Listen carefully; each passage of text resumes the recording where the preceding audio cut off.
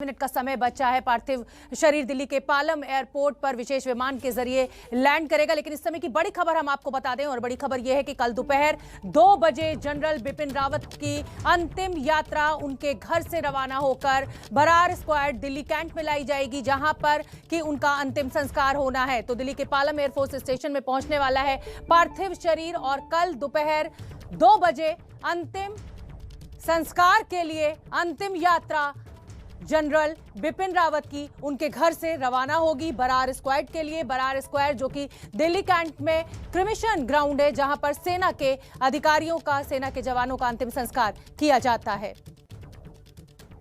वरुण हमारे साथ जुड़ रहे ज्यादा जानकारी लिए हुए। वरुण, सिर्फ 8 से 9 मिनट का समय बचा हुआ है।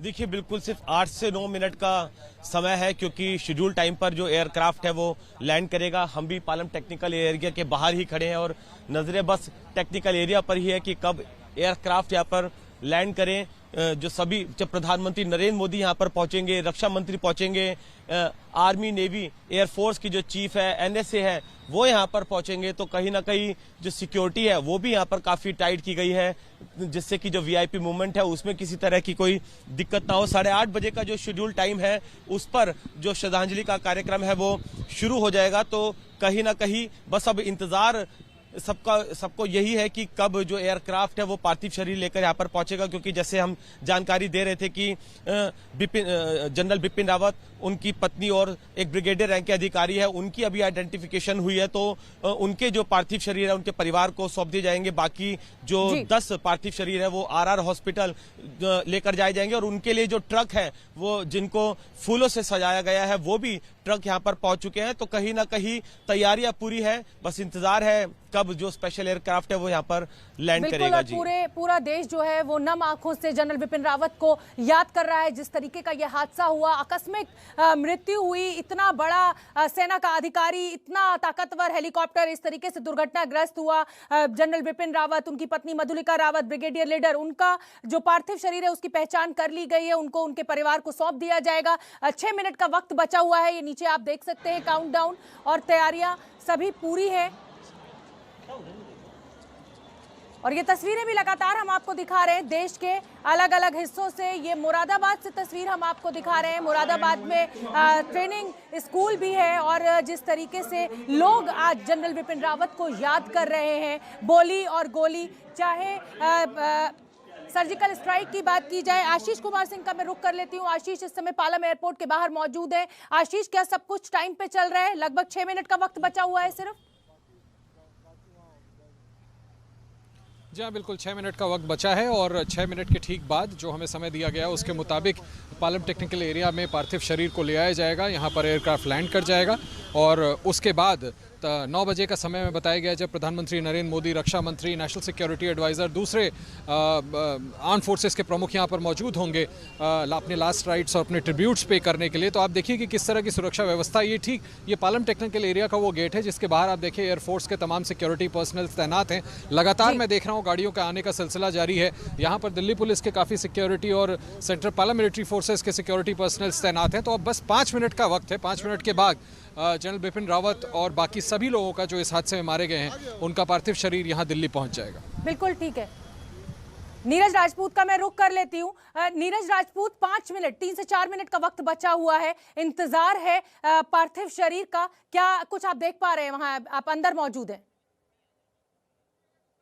शायद नीरज राजपूत से तक मेरी आवाज नहीं पहुंची। और बड़ी खबर इस समय की बता दें, लगभग 5 मिनट का वक्त बचा हुआ है। शहीदों का पार्थिव शरीर दिल्ली के पालम एयरपोर्ट पहुंचेगा विशेष विमान के जरिए। रात में 9 बजे प्रधानमंत्री नरेंद्र मोदी, रक्षा मंत्री राजनाथ सिंह और आर्मी चीफ एमएम नरवणे, जो नेवी चीफ हैं, जो एयरफोर्स चीफ है, सभी पहुंचेंगे श्रद्धांजलि देने के लिए। और ये पालम एयरपोर्ट से भीतर की तस्वीरें हम आपको दिखा रहे हैं। नीरज राजपूत का मैं रुख करना चाहूंगी। नीरज, क्या तैयारियां पूरी वहां पर?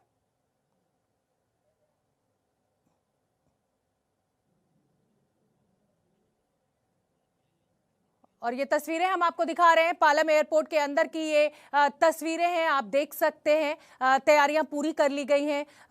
जनरल विपिन रावत के पार्थिव शरीर का इंतजार है। जनरल विपिन रावत, उनकी पत्नी मधुलिका रावत और जो ब्रिगेडियर लीडर हैं, सिर्फ इन्हीं 3 शव की पहचान हो पाई है। बाकी के जो 10 शव हैं, पार्थिव शरीर हैं, उनका डीएनए टेस्ट होगा और उसके बाद ही उनके परिवारों को सौंपा जाएगा। फिलहाल आप ये देख सकते हैं पालम एयरपोर्ट के अंदर की तस्वीरें। सिर्फ एबीपी न्यूज पर हम आपको ये तस्वीरें दिखा रहे हैं। तैयारियां पूरी कर ली गई हैं और प्रधानमंत्री नरेंद्र मोदी स्वयं आएंगे यहां पर श्रद्धांजलि देने के लिए। Chief of defence staff general Vipin Rawat को अलविदा जनरल, नम आंखों से विदाई दी जा रही है। सीसीएस की बैठक की तस्वीरें भी हमने आपको दिखाई थी जो प्रधानमंत्री निवास पर हुई थी। सभी के चेहरे पर उदासी साफ देखी जा सकती थी जिस तरीके से आकस्मिक निधन जनरल रावत का हुआ है और देश के तमाम हिस्सों में श्रद्धांजलि देने का सिलसिला जारी है। और ये देखिए तस्वीरें उन तमाम शहीदों की जो इस हादसे का शिकार हुए हैं। 13 पार्थिव शरीर दिल्ली लाए जा रहे हैं विशेष विमान के जरिए। जनरल रावत, उनकी पत्नी मधुलिका रावत और ब्रिगेडियर लीडर का जो पार्थिव शरीर है उसकी पहचान हो चुकी है, लेकिन बाकी जो 10 शरीर हैं अभी उनका डीएनए टेस्ट बचा हुआ है और उस डीएनए टेस्ट की रिपोर्ट आने के बाद ही उनके परिवारों को कि कौन बेटा किस घर का है, उनके परिवारों को सौंपा जाएगा। और ये काफी भावुक कर देने वाली तस्वीरें हैं। जब पुलवामा से शहीद इसी पालम एयरपोर्ट पर आए थे तब भी आपको वो मंजर याद होगा। देश गमगीन है और एक बार फिर ऐसा एक हेलीकॉप्टर हादसा जिसमें chief of defence staff Bipin Rawat की जान चली गई। उनकी पत्नी मधुलिका रावत उनके साथ थी। सेना की तरफ से तैयारियां पूरी कर ली गई हैं। खुद प्रधानमंत्री नरेंद्र मोदी, रक्षा मंत्री राजनाथ सिंह और कैबिनेट के कई आला जो मंत्री हैं वो भी यहां पर जरूर पहुंचेंगे श्रद्धांजलि देने के लिए। अजीत डोभाल जो कि सिक्योरिटी एडवाइजर हैं वो भी यहां पर पहुंचेंगे। आर्मी चीफ एमएम नरवणे यहां पर पहुंचेंगे और तीनों सेना के प्रमुख यानी सबसे बड़े सैन्य अधिकारी विपिन रावत, पहली बार इस पद पर किसी को नियुक्त किया गया था और सरकार की पसंद बने थे विपिन रावत। बोली और गोली एक साथ नहीं चलेगी, चाहे सर्जिकल स्ट्राइक की जो उन्होंने जिस तरीके से उसको अंजाम दिया हो, चाहे चाइना के साथ जिस तरीके से बॉर्डर विवाद रहा उसमें जो उनकी प्रतिक्रिया रही, उस तरीके से जिसको हैंडल किया हो। देश आज अपने इस बहादुर बेटे को नमन कर रहा है, याद कर रहा है। दिल्ली लाए जा रहे हैं ये 13 पार्थिव शरीर और दिल्ली के पालम एयरपोर्ट के भीतर की तस्वीरें लगातार हम आपको दिखा रहे हैं। आशीष कुमार सिंह हमारे साथ जुड़े हुए हैं। आशीष, पालम एयरपोर्ट के भीतर की तस्वीरें इस समय हम अपने दर्शकों को दिखा रहे हैं। तैयारियां लगभग पूरी हो चुकी है। मुझे लग रहा है 2 से 3 मिनट और लगेंगे और ये लैंडिंग होगी विशेष विमान की। जी हाँ, बिल्कुल सभी लोग इंतजार कर रहे हैं। विनम्र श्रद्धांजलि दी जाएगी जनरल बिपिन रावत को। सीडीएस बड़ा अनफॉर्चुनेट इंसिडेंट था, आप ठीक कह रही हैं। ज़्यादा वक्त नहीं है, 2 से 3 मिनट मुझे लगता है कि जो समय दिया गया है प्रिसाइस ही रहेगा, उसी वक्त लैंडिंग होगी। देखिए मैं आपको तस्वीर दिखाता हूँ, कुछ और वीवीआईपीज गाड़ियाँ अंदर एंटर कर रही हैं पालम टेक्निकल एरिया के मुख्य गेट से। ये जो वो मेन गेट है जो मैं आपको थोड़ी देर पहले दिखा रहा था। और मुझे लगता है कि अब एनी मोमेंट, चंद लम्हों में वो एयरक्राफ्ट यहाँ लैंड कर जाएगा जिसमें सभी 13 लोगों की जिनकी इस हादसे में अनफॉर्चुनेट डेथ हुई, जनरल बिपिन रावत, उनकी पत्नी, बाकी सभी लोगों के पार्थिव शरीर को यहाँ लाया जाएगा। और उसके बाद पूरा देश एक तरह से हम कह सकते हैं कि भावभीनी श्रद्धांजलि देगा अपने उस सपूत को जिसने इस देश को के डिफेंस के लिए कितना कुछ किया। और बड़ा अनफॉर्चुनेट है कि शोभना ऐसे हादसे में उनको अपनी जान गंवानी पड़ी। चंद लम्हों का वक्त और है और उसके बाद निश्चित तौर पर उनका पार्थिव शरीर यहाँ पहुंचेगा। 9 बजे प्रधानमंत्री खुद आएंगे। हम दिखा रहे क्या विलंब, मुझे लगता है 1 से 1.5 मिनट और आप मौजूद हैं पालम एयरपोर्ट में भीतर। बिल्कुल, हम लोग यहाँ पहुंच चुके हैं, टेक्निकल एरिया के अंदर पहुंच चुके हैं जहाँ पर जो पार्थिव शरीर हैं वो आने हैं सभी के। पहुंचने का किसी भी वक्त जो है पर पार्थिव शरीर पहुंच सकते हैं और उसके लिए पूरी तैयारी की जा चुकी है। जो जहाँ पर आज तक प्रधानमंत्री नरेंद्र मोदी और रक्षा मंत्री और जितनी भी तीनों सेनाओं के प्रमुख हैं वो श्रद्धांजलि अर्पित करेंगे, उसके लिए पूरी यहाँ पर जो तैयारी करके रखी हुई। तो अब से कुछ देर में ही यहाँ पर पहुंच जाएंगे पार्थिव शरीर, ऐसा माना जा रहा है, जैसे कि वायुसेना के अधिकारियों ने हमें बताया है। नीरज राजपूत, आप भी जानते हैं और पूरा देश ये जानता है कि सेना के सबसे बड़े अधिकारी का पार्थिव शरीर आज यहाँ पालम एयरपोर्ट पर पहुंच रहा है। सेना के जो प्रमुख हैं MM Naravane, navy chief, air chief, क्या ये लोग तीनों पहुंच चुके हैं? देखिए अभी पहुंचे नहीं है। 8:30 बजे का समय है जो श्रद्धांजलि कार्यक्रम जो शुरू होगा वो 8:30 का टाइम है, 8:30 बजे का है। 8:30 बजे से यहाँ पे शुरू होगा, लेकिन जो पार्थिव शरीर है वो पहुंच जाएंगे, यहाँ पर पहले पहुंच जाएंगे और फिर उसको यहाँ पर एक बड़ा हैंगर है ये पालम टेक्निकल एरिया में एयरफोर्स का टेक्निकल हैंगर, यानी जहाँ पर क्राफ्ट खड़े होते हैं, पार्किंग होती है, तो उस जगह में यहाँ पर एक क्लोज एनक्लोजर में ये कार्यक्रम रखा गया है। यहाँ पर हम लोग पहुंच चुके हैं, यहाँ पर तैयारियां पूरी हो चुकी हैं। यहाँ पर लाके सभी पार्थिव शरीरों को रखा जाएगा। जितनी भी 13 के 13 लोग हैं की तस्वीरें यहाँ पे लगा दी गई हैं और 13 यहाँ पर जो स्टैंड्स हैं वो रख दिए गए हैं, क्योंकि जो कॉफिन होंगे उनको लाके यहाँ पे रखा जाएगा और उसके बाद यहाँ पर एक एक करके श्रद्धांजलि दी जाएगी। वो कार्यक्रम की शुरुआत यहाँ पर हो चुकी है। बिल्कुल, मैं अपने दर्शकों को बताना चाहती हूँ कि नीरज राजपूत इस समय पालम एयरपोर्ट पर भीतर मौजूद हैं और वो तस्वीरें हम तक पहुंचा रहे हैं। ये जो तस्वीरें आपके सामने हैं, तैयारियां पूरी कर ली गई हैं। नीरज राजपूत, मैं आपसे ये जानना चाहूंगी कि एयरक्राफ्ट से यहाँ हैंगर तक जो पार्थिव शरीर है उनको लाने में लगभग कितना समय लगेगा? बिल्कुल हैंगर के बाहर ही शोभना, ये बाहर ही है, क्योंकि ये जहाँ रनवे है जो एयरफोर्स का, उसके बेहद करीबी ये हैंगर है जहाँ पर एयरक्राफ्ट पार्क होते हैं। जब वो यहाँ खड़े होते हैं उसकी जगह यहाँ पर, तो वो बाहर ही है बिल्कुल। तुरंत उसके 5 से 7 मिनट लगेंगे उनको निकालने में वहां से यहाँ तक पहुंचने। जी नीरज, बहुत मुश्किल वक्त है ये पूरे देश के लिए, परिवार के लिए। इन तस्वीरों में हमें कुछ महिलाएं भी दिखाई दे रही है। क्या ये जो पार्थिव शरीर आ रहे हैं इनके परिजन यहाँ भीतर मौजूद हैं, यहाँ इस हैंगर पे? बिल्कुल शुक्रिया, बिल्कुल ठीक कहा आपने। परिवार के सदस्य भी यहाँ पर आए हैं, क्योंकि जैसे हम लोग लगातार बता रहे हैं कि जो 3 शवों की पहचान हो चुकी है, जनरल विपिन रावत की, उनकी पत्नी की और ब्रिगेडियर लीडर की, लेकिन बाकी जो लोग जिनकी मौत हुई है इस दुर्घटना में, उनके पार्थिव शरीर क्षतिग्रस्त, उनकी पहचान करना मुश्किल है। इसलिए उनके परिवार को आया है कि वो अपने इन शवों को पहचान ले, अपने परिवार के सदस्य को, और साथ ही उसके साथ साथ परिवार पहचानेंगे और उसके बाद जो साइंटिफिक जो जांच की जाएगी, यानी कि डीएनए टेस्ट भी होगा उनका, और उसके बाद ही कंफर्म होने के बाद कि ये कौन सा शव किस परिवार का है, उनको ये फिर सौंपा जाएगा। इसीलिए जो जनरल विपिन रावत हैं और मधुलिका रावत हैं, उनके शव तो उनके घर पहुंचा दिए जाएंगे 3 कामराज मार्ग पे राजधानी दिल्ली में। ब्रिगेडियर लीडर का शव भी उनके घर पहुंचा दिया जाएगा, लेकिन बाकी जो 10 लोग हैं उनके पार्थिव शरीर जो हैं वो R&R हॉस्पिटल जाएंगे, जहां पर कंफर्मेशन के बाद ही परिवार वालों को उनके शव सौंपे जाएंगे। ये जानकारी हमें सेना की तरफ से दी गई। जी नीरज, मैं आपसे ये भी जानना चाहूंगी और आपको बताना भी चाहूंगी कि उत्तराखंड के मुख्यमंत्री पुष्कर धामी जनरल बिपिन रावत की दोनों बेटियों से मुलाकात करने उनके घर पहुंचे थे, उनको साहस बंधाने के लिए। क्या जनरल बिपिन रावत की बेटियां भी यहाँ पे पहुंच चुकी हैं? क्योंकि दुखों का पहाड़ टूट चुका है इन बेटियों के ऊपर, माता पिता दोनों का साया एक साथ उठ जाना। अभी कुछ साल पहले ही जो जनरल बिपिन रावत हैं, उनकी जो बड़ी बेटी हैं, उनका विवाह हुआ था। अपने परिवार के साथ मुंबई में रहती हैं, और जो छोटी बेटी है वो दिल्ली में ही रहती थी अपने पेरेंट्स के साथ, और वो जो है दिल्ली में ही प्रैक्टिस करती है लॉयर की। और अभी शुभना, मेरे को अभी रुकना पड़ेगा क्योंकि किसी तरह से कोई जानकारी दी जा रही है मीडिया के लिए, गाइडलाइंस की। जी क्या करना है जब यहाँ पर प्रधानमंत्री मोदी पहुंचेंगे, क्योंकि बहुत ही सेरेमनी है यहाँ पर, तो हमें लाइव के लिए भी मना किया गया है कि क्योंकि सब लोग गमगीन होंगे, तो ऐसे समय में सिर्फ वीडियो हम लोग दिखा सकते हैं। हम लोगों को इजाजत नहीं होगी रिपोर्टर्स को खड़े होके, जैसे अमूमन हम लोग देखते हैं रिपोर्टर्स खड़े होकर लाइव करते हैं, वो इजाजत आज नहीं है। मैं भी कहीं थोड़ी दूर आकर ये आपके साथ बातचीत कर रहा हूँ, तो उस दौरान जो है बिल्कुल बंद होगा, सिर्फ वीडियो होगा, लाइव बना होगा वहाँ पे। बिल्कुल, हम एक जिम्मेदार चैनल होने के नाते सेना की तरफ से ये कहा गया है कि यहाँ से रिपोर्टिंग नहीं हो सकती है, सिर्फ वीडियो दिखाया जा सकता है। तो हम लगातार ये तस्वीरें अपने दर्शकों तक पहुंचाते रहेंगे। पालम एयरपोर्ट के भीतर की ये तस्वीरें हम आपको दिखा रहे हैं, और 2 तस्वीरें इस समय आपके सामने हैं। 15 फरवरी 2019 प्रधानमंत्री नरेंद्र मोदी जब पुलवामा के शहीदों को श्रद्धांजलि देने के लिए पालम एयरपोर्ट पहुंचे थे, और आज दुखद वो शाम, वो पल जब चीफ ऑफ डिफेंस स्टाफ का पार्थिव शरीर एक दुखद हादसे का शिकार होने के बाद अब यहां कुछ ही क्षणों में पहुंचने वाला है। लगभग 7:45 का वक्त हो चुका है। नीरज राजपूत का मैं रुख करना चाहूंगी। नीरज, क्या विलंब?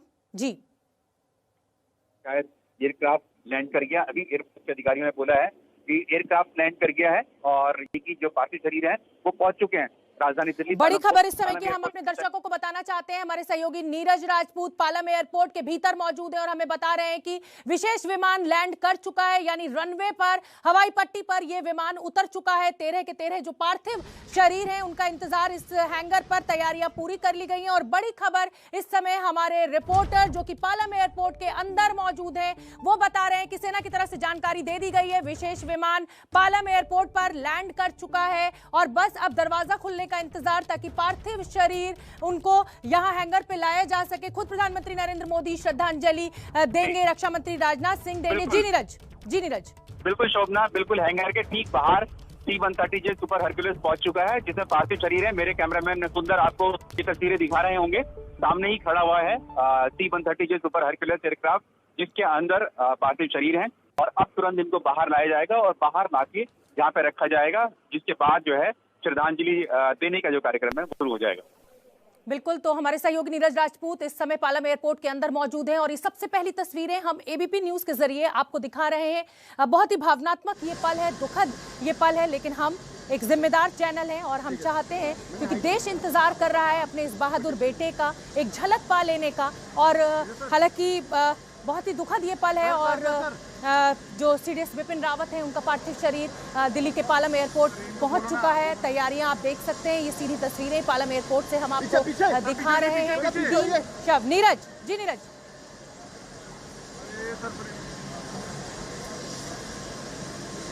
नीरज क्या कुछ देख पा रहे हैं आप वहाँ?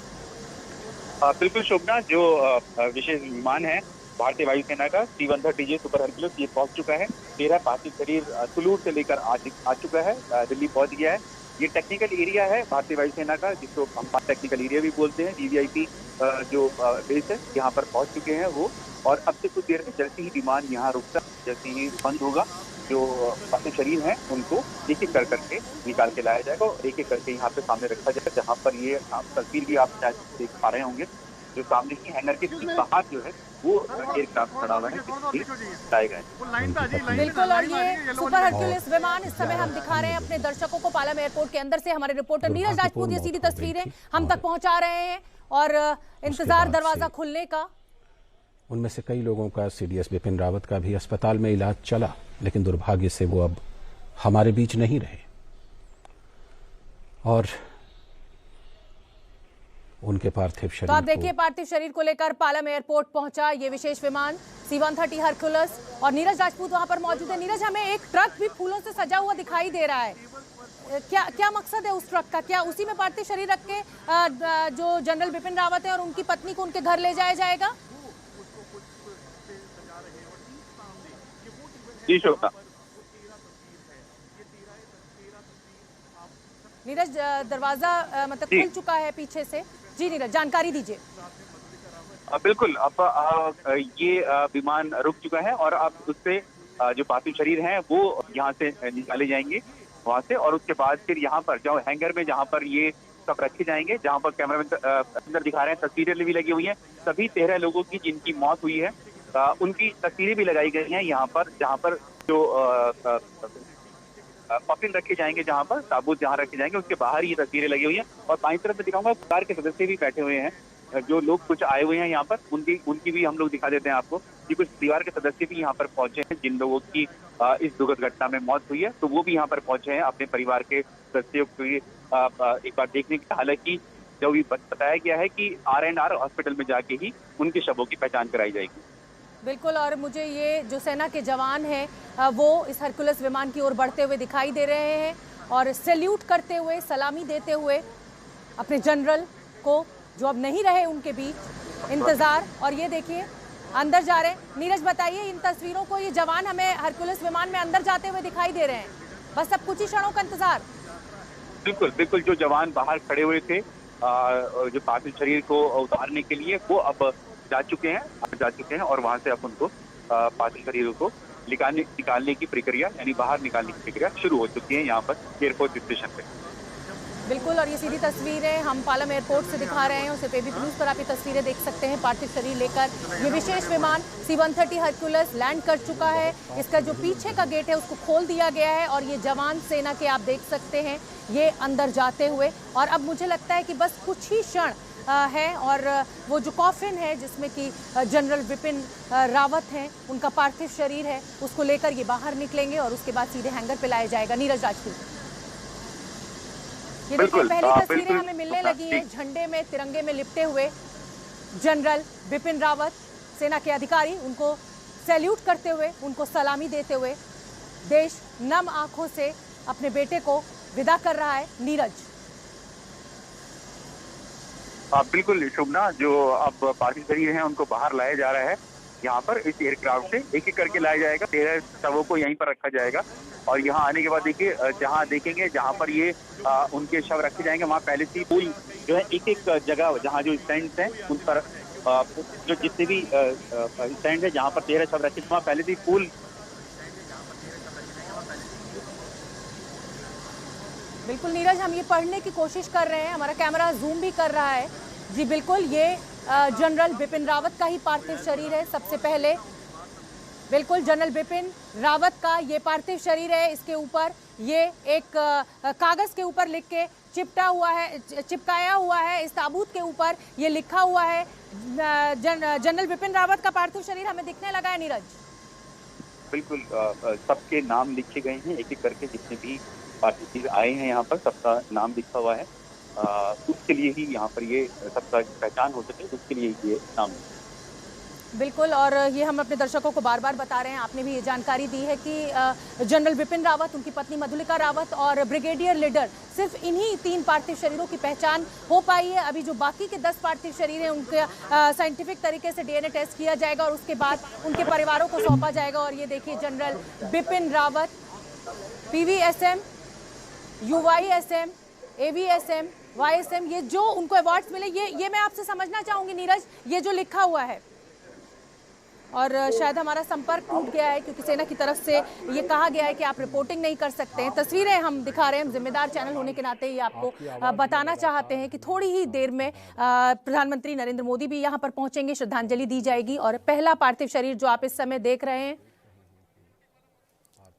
तो ये जो पार्थिव शरीर है जनरल बिपिन रावत का, वो आप देख सकते हैं।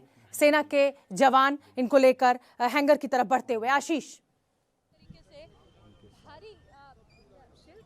जी हाँ, अभी मैं आपको तस्वीर दिखाना चाह रहा था। अभी मुझे ऐसा लगता है, जो मैं देख पाया, चीफ ऑफ आर्मी स्टाफ अंदर गए हैं और मुझे लगता है अब एक के बाद एक सभी जो यहाँ पर आने वाले हैं VVIPs अपने लास्ट ट्रिब्यूट्स के लिए, श्रद्धांजलि के लिए, वो सभी लोग यहाँ पहुँचना शुरू हो गए हैं। ये मेन गेट अब से चंद मिनटों पहले मैं आपको बता रहा हूँ आर्मी चीफ यहाँ पहुँचे हैं। अब मुझे लगता है बाकी दोनों सर्विस चीफ भी पहुँचेंगे और उसके बाद national security adviser and later Rajnath Singh और प्रधानमंत्री मोदी 9 बजे यहाँ पहुँचेंगे। ये आप देखें, यहाँ पर सिक्योरिटी भी काफ़ी ज़्यादा अब मुस्तैद हो गई है। इसकी बैरिकेडिंग की जा रही है। जहाँ पर हम यहाँ पर खड़े हैं, मैं आपको सीधे वो तस्वीर दिखा रहा हूँ जहाँ से एक के बाद एक VVIPs की गाड़ियाँ अंदर जा रही हैं।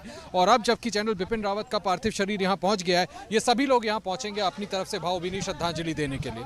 बिल्कुल, और जनरल बिपिन रावत, ये उसके ऊपर कागज पे लिखा हुआ चिपकाया भी गया है। और सेना के जवान जनरल बिपिन रावत के पार्थिव शरीर को लेकर आगे बढ़ते हुए, जो मेडल्स उनको मिले हैं वो सब नीचे लिखे हुए हैं। विशिष्ट सेवा मेडल से उनको नवाजा गया है, परम विशिष्ट सेवा मेडल से उनको नवाजा गया है। तो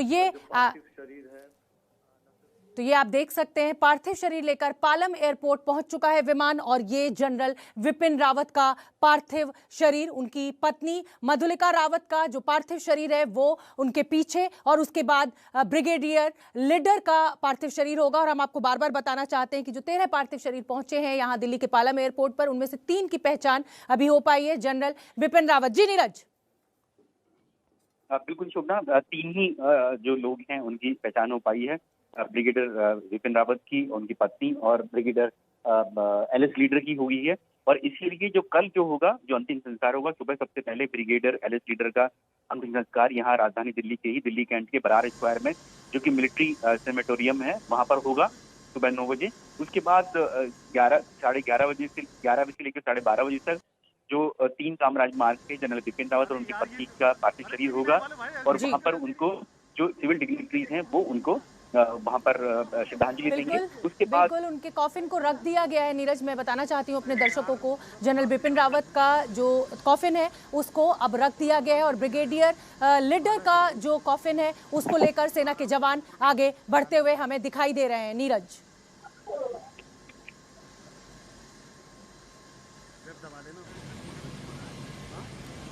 जनरल बिपिन रावत का पार्थिव शरीर, तिरंगे में लिपटा हुआ ये कॉफिन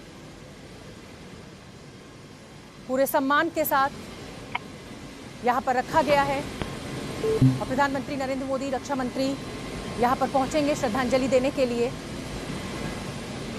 आप देख सकते हैं ये उनकी पत्नी मिसेस मधुलिका रावत का पार्थिव शरीर उनके साथ उसी हेलीकॉप्टर में मौजूद थी और 3 लोगों का जो पार्थिव शरीर है उनकी पहचान कर ली गई है। ये देखिए, उनकी पत्नी मिसेस मधुलिका रावत का पार्थिव शरीर और उसके बाद ब्रिगेडियर LS लीडर का पार्थिव शरीर। एक एक कर सभी पार्थिव शरीर अंदर लाए जा रहे हैं हॉल में। ये ब्रिगेडियर LS लीडर का ताबूत, उनका पार्थिव शरीर पालम एयरपोर्ट पर इस समय अंदर हैंगर में लाया जा रहा है।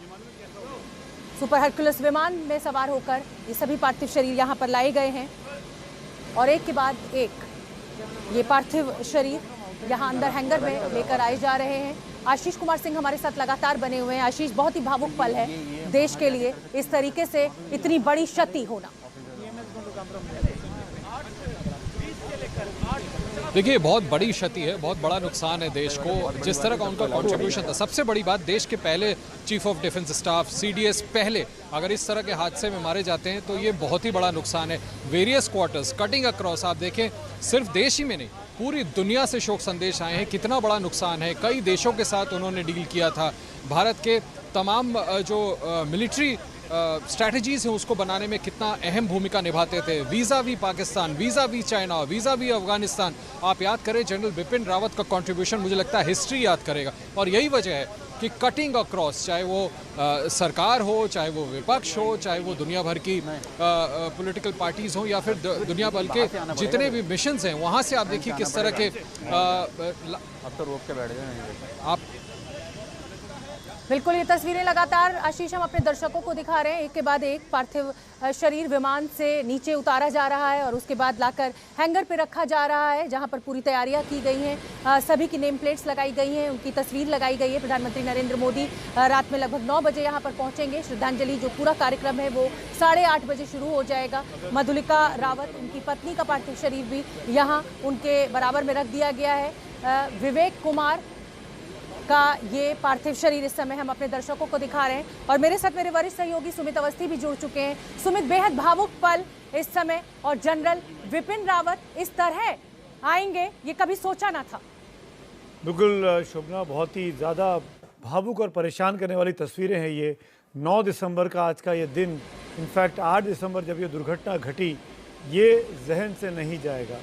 भारत का सबसे बड़ा डेकोरेटेड सैन्य अधिकारी, सबसे बड़ी पोस्ट पर 5 सितारा जिसके कंधे पे लगे हों, वो इस तरीके से अचानक एक हेलीकॉप्टर हादसे में हमारे बीच नहीं रहेंगे, ये कोई नहीं सोच सकता था। इन तस्वीरों को देखकर आज यही कहने का मन करता है, यही ख्याल बार बार मन में आता है कि बहुत जल्द और बहुत अचानक ये सब क्यों हो गया। इसको समझना और समझाना बहुत ही मुश्किल है। पूरे हिंदुस्तान के लिए पूरा देश शौक में है, गमज़दा है, परेशान है। आखिरकार जनरल बिपिन रावत जो अपने एटीट्यूड में, अपने रवैये में, खासकर सैन्य रवैये की अगर बात करूं तो एक एग्रेसिव कैप्टन के तौर पर सामने आते थे, जो आगे बढ़कर दुश्मनों को जवाब देना जानता था, जिनसे चीन और पाकिस्तान जैसे पड़ोसी मुल्क, जो कहने को तो पड़ोसी हैं लेकिन उनकी हरकतें ज़्यादातर दुश्मनों जैसी होती हैं, उनसे कैसे निपटा जाए, ये रणनीति जो सेना का मुखिया संभाल रहा हो वो इस तरीके से चला जाए, ये समझ में नहीं आया। ये तस्वीरें एक एक करके आप देख पा रहे हैं। दिल्ली के पालम एयरपोर्ट पर सबके पार्थिव शरीर पहुंचे हैं। आपके सामने लांस नायक विवेक कुमार का पार्थिव शरीर है, उनको इस कॉफिन में लेकर आया गया है। कुल 13 लोगों की शहादत हुई है कल के इस हेलीकॉप्टर हादसे में, जो Mi-17 V5 नीलगिरी में जो दुर्घटनाग्रस्त हुआ। ये तस्वीरें आप सीधी देख पा रहे हैं, लाइव तस्वीरें हैं दिल्ली के पालम एयरपोर्ट पर। अब से कुछ ही देर के बाद तमाम VVIPs के पहुंचने का सिलसिला भी शुरू होगा। इस पालम एयरपोर्ट के इस हैंगर में जहां पर ये अंतिम विदाई दी जा रही है, वहां पर प्रधानमंत्री नरेंद्र मोदी भी पहुंचेंगे, रक्षा मंत्री राजनाथ सिंह भी पहुंचेंगे। और जैसा कि मेरी सहयोगी शोभना और मेरे तमाम रिपोर्टर्स जो मौजूद थे, जो मौजूद हैं अभी भी, हमको बता रहे हैं, उनसे हम लगातार अपडेट भी लेते जा रहे हैं। जनरल बिपिन रावत का अंतिम संस्कार कल दोपहर के बाद होगा। बाकी जितने लोग, बिपिन रावत और उनकी पत्नी, उनका अंतिम संस्कार दोपहर के बाद होगा। पार्थिव शरीर कल दर्शनों के लिए उनके घर में भी रखा जाएगा कुछ घंटों के लिए, और बाकी लोगों का अंतिम संस्कार को कल सुबह किया जाना है। तस्वीरें एक एक कर आपके सामने स्क्रीन पर हैं। मेरे साथ हमारे साथ स्टूडियो में कर्नल दानवीर सिंह मौजूद हैं, जो मुझसे बेहतर इस पूरी रिचुअल्स को, इस पूरी सेरेमनी को समझा सकते हैं। कर्नल दानवीर, क्या कहना चाहेंगे? देखिए, एक तो बहुत ही सैड मोमेंट है और हम देख रहे हैं कि कैसे आर्मी, एयरफोर्स और पहले हमने देखा कि inter services Paul bearers last remains को लेकर और धीरे चाल के अंदर लेकर और टेबल पर लेके आ रहे हैं, और इसके बाद में यहाँ पर लोग जो है अपनी रिस्पेक्ट्स देंगे। सीनियर मिलिट्री अधिकारी और मेरे ख्याल से पॉलिटिकल लीडरशिप भी आएगी। तो ये एक बहुत ही सैड मोमेंट है, और इसको कैसे बयान किया जाए कि उनके परिवार वालों के ऊपर क्या बीत रही होगी, जो अपने लोगों को देख रहे हैं कि अभी 2 दिन पहले ये ठीक ठाक गए थे और ये इस तरीके से वापस आना हुआ। किसी ने भी उम्मीद नहीं की थी, और मेरे ख्याल से बहुत ही सैड एनवायरनमेंट है। जो दर्शकों ने अभी अपना टीवी सेट ऑन किया है, उनको बता दें, जनरल बिपिन रावत का पार्थिव शरीर आ चुका है। उनकी तस्वीर आपने देखी, अभी स्क्रीन पे चल रही है। ब्रिगेडियर लीडर की वाइफ हैं ये, गीतिका लीडर, और उनकी बेटी जो 12th क्लास की स्टूडेंट हैं, ये भी यहाँ पहुँच चुकी हैं, आप देख सकते हैं। मैं एक चीज़ बताना चाहूँगा दर्शकों को, ब्रिगेडियर लीडर जो अब नहीं रहे हमारे बीच, जिनकी शहादत हुई है, बहुत अच्छे मित्र थे कर्नल दानवीर के, हमारे गेस्ट के। दानवीर जी, कैसे याद करना चाहेंगे? हाँ, ये बहुत ही लाइवली कपल था, बहुत ही इन्वॉल्व थे, बहुत ही मिलिट्री बेयरिंग वाले थे, और अभी भी आप देख सकते हैं कि मिसेस लीडर अपने कंपोजर को मेंटेन करे हुए हैं, and she is putting up a very brave face. अंदर से बिल्कुल टूट चुकी होंगी, इसमें कोई दो राय नहीं है। उनकी बेटी भी बिल्कुल ब्रेव फेस लेकर सबके सामने मौजूद हैं, और बहुत ही मुश्किल क्षण है ये, आप समझ सकते हैं इसको। ये देखिए, प्रधानमंत्री की गाड़ी अंदर जा रही है। प्रधानमंत्री नरेंद्र मोदी पहुंच चुके हैं अपनी श्रद्धांजलि देने के लिए। सभी को इसका इंतजार था, और प्रधानमंत्री अंदर दाखिल हो रहे हैं, एक एक करके उनका काफिला। ये देखिए, आपको तस्वीरों में दिख रहा है प्रधानमंत्री नरेंद्र मोदी की ये गाड़ी। ये देखें, ये प्रधानमंत्री नरेंद्र मोदी की गाड़ी अंदर जा रही है, और प्रधानमंत्री नरेंद्र मोदी अब फाइनली यहाँ पहुंच चुके हैं। ठीक उसी वक्त पहुंचे जो समय हमें बताया गया था सेना की तरफ से कि 9 बजे प्रधानमंत्री आएंगे, अपनी ओर से श्रद्धा सुमन अर्पित करेंगे, अपनी तरफ से श्रद्धांजलि देंगे। पहले से बाकी मुख्य जितने भी लोग हैं, national security adviser Rajnath Singh, तीनों सर्विस चीफ, परिवार के लोग, सभी लोग अंदर है। प्रधानमंत्री का काफिला अंदर दाखिल हो गया। मुझे लगता है अब चंद पलों बाद आपको अंदर प्रधानमंत्री की तस्वीरें अंदर की तस्वीरें देखते हैं। नीरज राजपूत अंदर मौजूद है पालम एयरबेस में। नीरज, प्रधानमंत्री का काफिला दाखिल हो चुका है टेक्निकल एरिया में, आपके पास अपडेट क्या बता सकते हैं? नीरज राजपूत। बिल्कुल आपने ठीक कहा सुमित।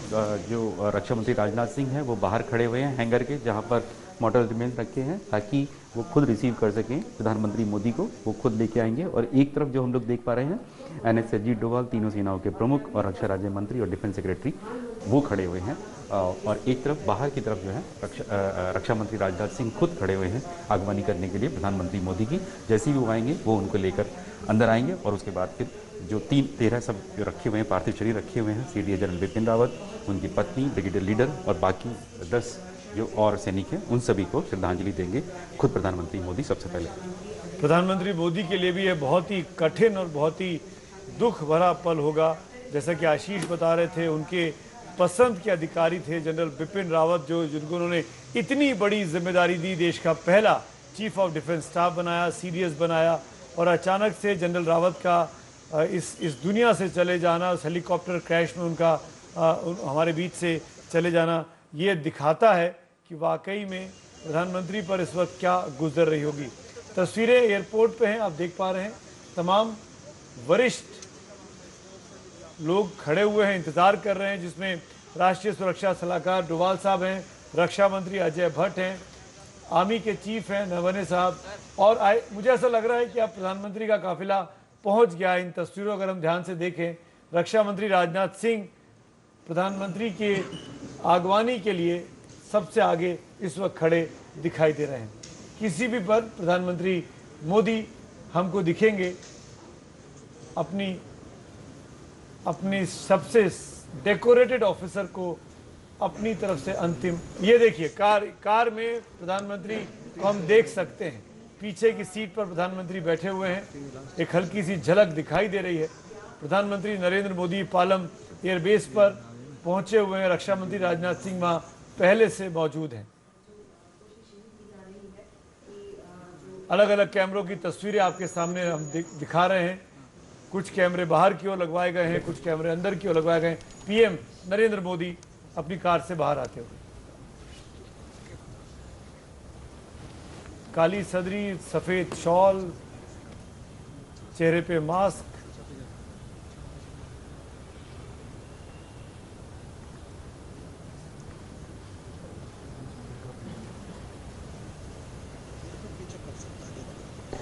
वहाँ मौजूद तीनों सेना प्रमुखों, रक्षा राज्य मंत्री, एनएसए, उनके सम्मान में। लेकिन इस वक्त प्रधानमंत्री का पूरा ध्यान आप देख सकते हैं उन परिजनों की तरफ है जिन्होंने अपनों को इस हेलीकॉप्टर हादसे में खोया है।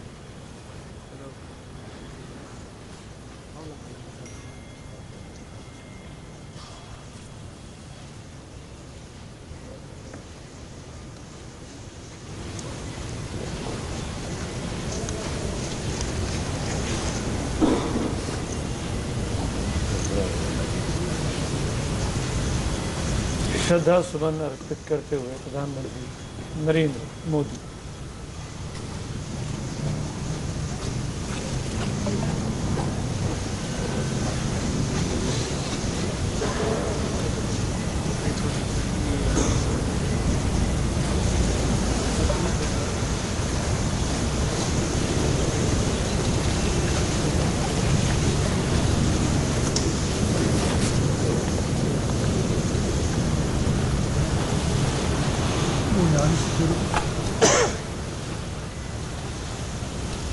बारी बारी से एक एक करके हर पार्थिव शरीर के पास प्रधानमंत्री पुष्पांजलि अर्पित कर रहे हैं, हर कॉफिन के पास जाके नमन कर रहे हैं। पहले जनरल बिपिन रावत को श्रद्धा सुमन अर्पित किए, फिर उनकी पत्नी मधुलिका रावत को, और अब ब्रिगेडियर एलएस लीडर को श्रद्धा सुमन अर्पित किए। और अब वो कॉफिन है जो आइडेंटिफाई नहीं हो पाया, जिनकी शिनाख्त नहीं हो पाई है।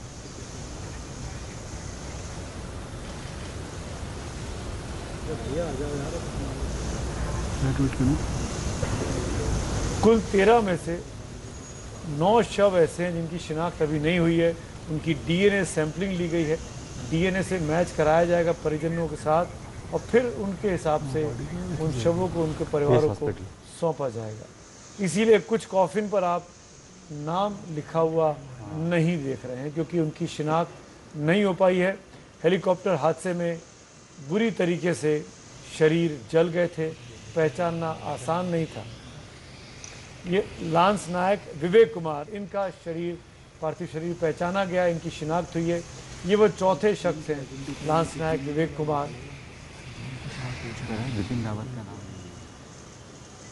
प्रधानमंत्री मोदी के लिए भी ये क्षण बहुत ही भावुक होगा, परेशान करने वाला होगा।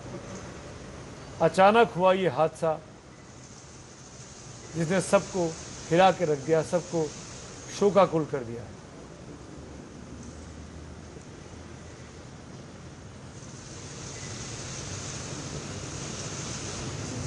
अभी हम आपको कुछ देर पहले पुलवामा की तस्वीरें दिखा रहे थे, 2019 वाली, और इस पूरी तरीके से झुक के नमन किया सभी सैन्य अधिकारियों को जो अब हमारे बीच नहीं रहे हैं।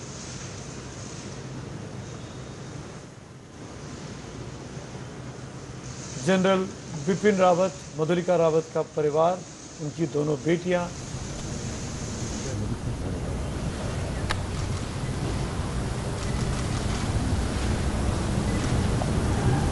ढांढस बताते हुए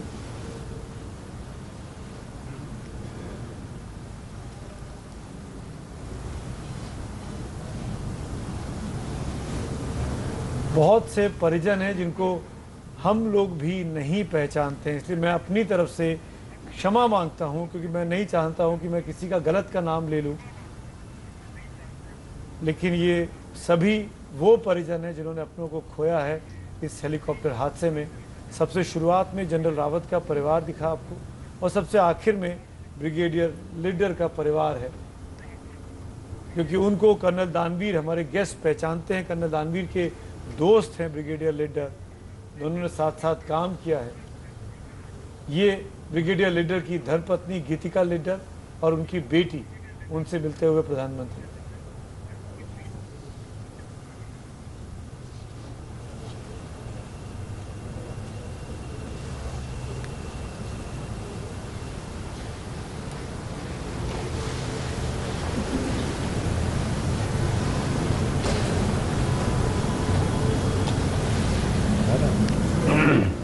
किसी भी फौजी के लिए जब वो देश पे कुर्बान होता है और उस वक्त उसके परिवार के पास जाके देश का सबसे बड़ा आदमी, सबसे बड़ी शख्सियत उनसे मिलता है, उनसे हाथ पिराता है, उनके कंधे पे हाथ रखता है, उनको ढांढस बंधाता है, उससे बड़ी हिम्मत देने की बात कुछ हो ही नहीं सकती।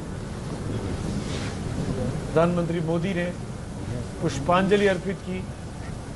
ये बहुत बड़ा जेस्चर था प्रधानमंत्री की तरफ से। बाकायदा एयरपोर्ट पहुंचे जहां पर श्रद्धा सुमन अर्पित किए जा रहे थे।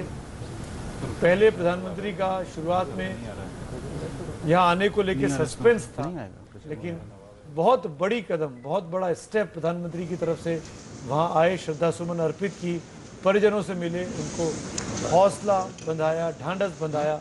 और अब मुझे ऐसा लग रहा है रक्षा मंत्री राजनाथ सिंह से बात करने के बाद वो वहां से विदा ले रहे हैं। शरीर भी है जो कि पहचान लिया गया है। कुछ शरीर को, कुछ पार्थिव शरीर को पहचाना जा रहा है। बहुत ही विभत्स हेलीकॉप्टर हादसा, तमाम शरीर क्षत विक्षत हो गए हैं, जल भी गए हैं, पहचानना आसान नहीं था। इसीलिए इस हादसे में, इस हेलीकॉप्टर में 14 लोग सवार थे, 13 की जिसमें शहादत हुई है। परिजन अब पहुंच रहे हैं अपने प्रियजनों को सलाम देने के लिए, आखिरी विदाई देने के लिए। कर्नल दानवीर। हाँ, एब्सोल्युटली, जैसा आप बता रहे हैं कि हेलीकॉप्टर का ये जो क्रैश हुआ और ये सब जो बॉडीज़ जो हैं झुलस गई हैं, पहचानना बहुत मुश्किल है। आप ये समझिए कि एक हेलीकॉप्टर के अंदर टनों के हिसाब से फ्यूल होता है, बहुत हाई ऑक्टेन फ्यूल होता है और उसकी इंटेंसिटी बर्निंग की बहुत ही एक्सट्रीम होती है। और उसमें उसकी जो लपटें भी, जैसे आपके रिपोर्टर बता रहे थे कि 30-30 फुट ऊंची लपटें उठी, तो इतनी भारी आग में क्या रहा होगा बॉडीज़ का, ये कोई भी अंदाज़ा लगा सकता है। इसीलिए इनकी शिनाख्त करना मुश्किल हो रहा है और ये डीएनए जैसे टेस्ट के बाद ही ये क्लियर हो पाएगा कि कौन सी जो बॉडी है, मॉर्टल रिमेन है, ये किस परिवार का मॉर्टल रिमेन है। ब्रिगेडियर लीडर की बेटी हैं, जैसा कि कर्नल दानवीर ने इनको पहचाना, क्लास 12th में पढ़ती हैं। हमारे मेहमान कर्नल दानवीर के मित्र हैं ब्रिगेडियर लीडर, उनका परिवार। इनफैक्ट ब्रिगेडियर लीडर, मैं और राज्यवर्धन सिंह राठौर, हम तीनों ने इकट्ठे कोर्स भी किया है और हमारी बहुत सारी यादें उस तरीके से जुड़ी हैं। मैं बताना चाहूँगा कि ब्रिगेडियर लीडर एक गैलेंट्री अवार्ड विनर थे। इन्होंने 1995 के अंदर आतंकवादियों से लड़ते हुए इन्होंने ये मेडल प्राप्त किया था। ये बैटल वूंडेड भी थे, इनको गोलियां भी लगी थी और ये बहुत ही अपकमिंग ब्रिगेडियर थे। एनडीसी करने के बाद में ये अभी मेजर जनरल के रैंक पिकअप करने वाले थे और डिवीज़न कमांडर बनने वाले थे। तो ये एक बहुत ही ब्राइट स्टार था इंडियन आर्मी का, जो हमने अभी खो दिया है। और इससे आगे मेरे को समझ नहीं आ रहा कि मैं क्या बोलूँ। कितने सालों की आपकी दोस्ती रही कर्नल दानवीर? मैं इनको पर्सनली फ़ौज ज्वाइन करने से पहले जानता हूं। मैं किसी पासिंग आउट परेड में गया था, तब ये एनडीए के अंदर ट्रेनिंग कर रहे थे, तब से मेरी दोस्ती थी, तब से मैं इनको जानता हूं और इनके परिवार को भी जानता था। तो ये है। I am really sorry colonel Danveer, मैं जहाँ समझ सकता हूँ कि आपको इस वक्त क्या गुजर रही होगी। आपका करीबी दोस्त हमारे साथ नहीं है, लेकिन मैं जो पढ़ रहा हूँ ब्रिगेडियर लीडर के बारे में, जो तमाम चीज़ें पब्लिक डोमेन में हैं, वो ये बताती हैं कि बहुत ही अपराइट, बहुत ही शानदार ऑफिसर रहे हैं ब्रिगेडियर लीडर। बहुत ही शानदार ऑफिसर रहे हैं और बहुत ही जोवियल किस्म के अधिकारी थे।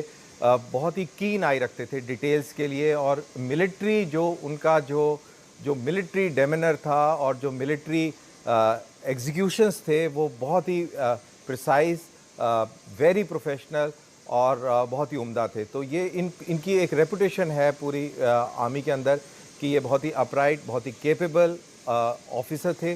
और जैसा मैंने बोला कि ऐसा ऑफिसर का जाना एक्चुअली में एक ऑर्गेनाइजेशन के लिए बहुत बड़ा लॉस है। और ये जनरल बिपिन रावत ने इनको खास तौर पे चुना था अपनी टीम के लिए, उनके डिफेंस असिस्टेंट थे ये। हाँ, ऑब्वियसली जो इतना केपेबल है, नेशनल डिफेंस कॉलेज करने के बाद में ये उनके स्टाफ में था, और इट शोज़ कि वो कितना केपेबल ऑफिसर था कि इंडिया के शीर्ष जनरल के साथ वो एसोसिएटेड थे। इंडिया के उस लेवल की प्लानिंग के अंदर उनका योगदान रहा होगा, कितना कॉम्पिटेंटली वो हर डिबेट में कंट्रीब्यूट करते होंगे, जो इंटरनल डिबेट्स होंगे जिसकी वजह से सेना की जो पॉलिसीज़ हैं वो निकल के आती हैं, जो आमतौर पर हम देखते हैं और हमसे ज़्यादा हमारे दुश्मन देखते हैं। तो उन सारी चीज़ों के अंदर इनपुट और योगदान ब्रिगेडियर लीडर का बिल्कुल होगा, और क्योंकि वो इतने बड़े केपेबल ऑफिसर थे तो इसमें कोई दो राय नहीं कि उनका योगदान नहीं होगा। That is why I am saying कि एक बहुत ही बड़ा लॉस है for the country and for the organisation. बिल्कुल, कई सारे मेडल्स भी मिले ब्रिगेडियर लीडर को। और भी परिजन की तस्वीरें अब धीरे धीरे आपके सामने स्क्रीन पर हैं। जितने लोग इस वक्त नहीं रहे हैं उनके परिवारों को बाकायदा बुलाया गया है दिल्ली तक। भारतीय वायुसेना ने उनको बुलाया है, रक्षा मंत्रालय ने उनको बुलाया है, और आप देख सकते हैं इन तस्वीरों में बहुत से लोगों को हम नहीं पहचानते हैं कि कौन किसके परिवार से है, लेकिन कर्नल दानवी कुछ ही मिनटों में, अब बहुत कम समय बचा है, आपको बता दूं प्रधानमंत्री मोदी किसी भी पल पालम एयरपोर्ट पहुंचेंगे अपनी श्रद्धांजलि देने के लिए, पुष्पांजलि देने के लिए। और उनके पहले और जो VVIPs हैं, रक्षा मंत्री हो गए, राष्ट्रीय सुरक्षा सलाहकार हो गए, उनके भी यहाँ आने की पूरी संभावना है। परिजन जिन्होंने अपनों को खोया है, जिन्होंने अपने दोस्तों को खोया, अपने घर के लोगों को खोया, अपने बेटों को खोया, वो परिजन वहाँ पहुँचने शुरू हो गए हैं। एक एक करके बाकायदा उनको वहाँ लाया जा रहा है। आप इन तस्वीरों में देख सकते हैं बड़ी संख्या में, और कितना आप देख पा रहे हैं कितना काम कंपोज्ड सब परिजन दिखाई दे रहे हैं। एब्सोल्युटली, ये बिल्कुल, क्योंकि हर एक फौजी के परिवार के अंदर इस चीज़ का एहसास सबको होता है, क्योंकि आप इस तरीके के एनवायरनमेंट में काम कर रहे हैं जहाँ पे लाइफ एंड डेथ की सिचुएशन 24 घंटे रहती है। और अपने पूरे कार्यकाल में ऐसे पता नहीं कितनी सिचुएशंस देखी होंगी, अपने दोस्तों को देखा होगा, अपने कुलीग्स को देखा होगा। मैं टोक रहा हूँ आपको कर्नल दानवीर, जनरल रावत की बेटियाँ एक तरफ और एक तरफ ब्रिगेडियर लीडर की बेटी। आपको ये दो तस्वीरें दिख रही हैं, दोनों परिवार के लोग एक साथ आमने सामने। जनरल रावत के परिवार में उनकी दो बेटियां हैं, वो दोनों वहाँ मौजूद हैं। ब्रिगेडियर लीडर की एक बेटी है और उनकी धर्मपत्नी इन तस्वीरों में दिखाई दे रही हैं। इनफैक्ट अगर इन तस्वीरों में आप देखेंगे तो पीछे एक महिला बैठी हुई हैं, वो ब्रिगेडियर लीडर की वाइफ थी जो अभी दिखाई दे रही थी। दोनों परिवार वहाँ पहुँचे हुए हैं अपने अपने परिजनों को। ये जनरल रावत का परिवार है जो मुझे बताया जा रहा है, और इस परिवार में, जनरल रावत के परिवार में उनकी दो बेटियां हैं। उनकी छोटी बेटी अभी भी अविवाहित है।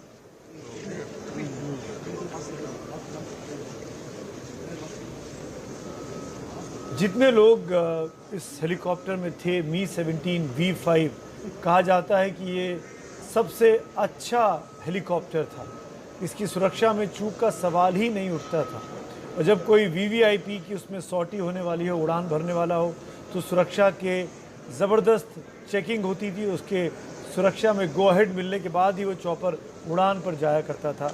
ऐसे में इस तरीके का हादसा ख़राब मौसम की वजह से हुआ, या कोई मानवीय भूल हुई, या कोई तीसरी वजह है, उसकी जांच के लिए कोर्ट ऑफ इंक्वायरी शुरू हो गई है। तीनों सेनाओं की के लोगों के साथ मिलके केस की जांच की जाएगी। ब्लैक बॉक्स मिल चुका है, उसके भी खुलने का, डिकोड होने का इंतज़ार है। मेरे सहयोगी नीरज राजपूत इस वक्त पालम एयरपोर्ट पर मौजूद हैं, उनसे पूछते हैं। नीरज, तमाम पार्थिव शरीर हमको स्क्रीन पर अब दिखाई दे रहे हैं। परिजन उनको अपनी अपनी तरफ से पुष्पांजलि अर्पित कर रहे हैं, नमन कर रहे हैं। प्राइम मिनिस्टर के आने का कितना और वक्त है अभी?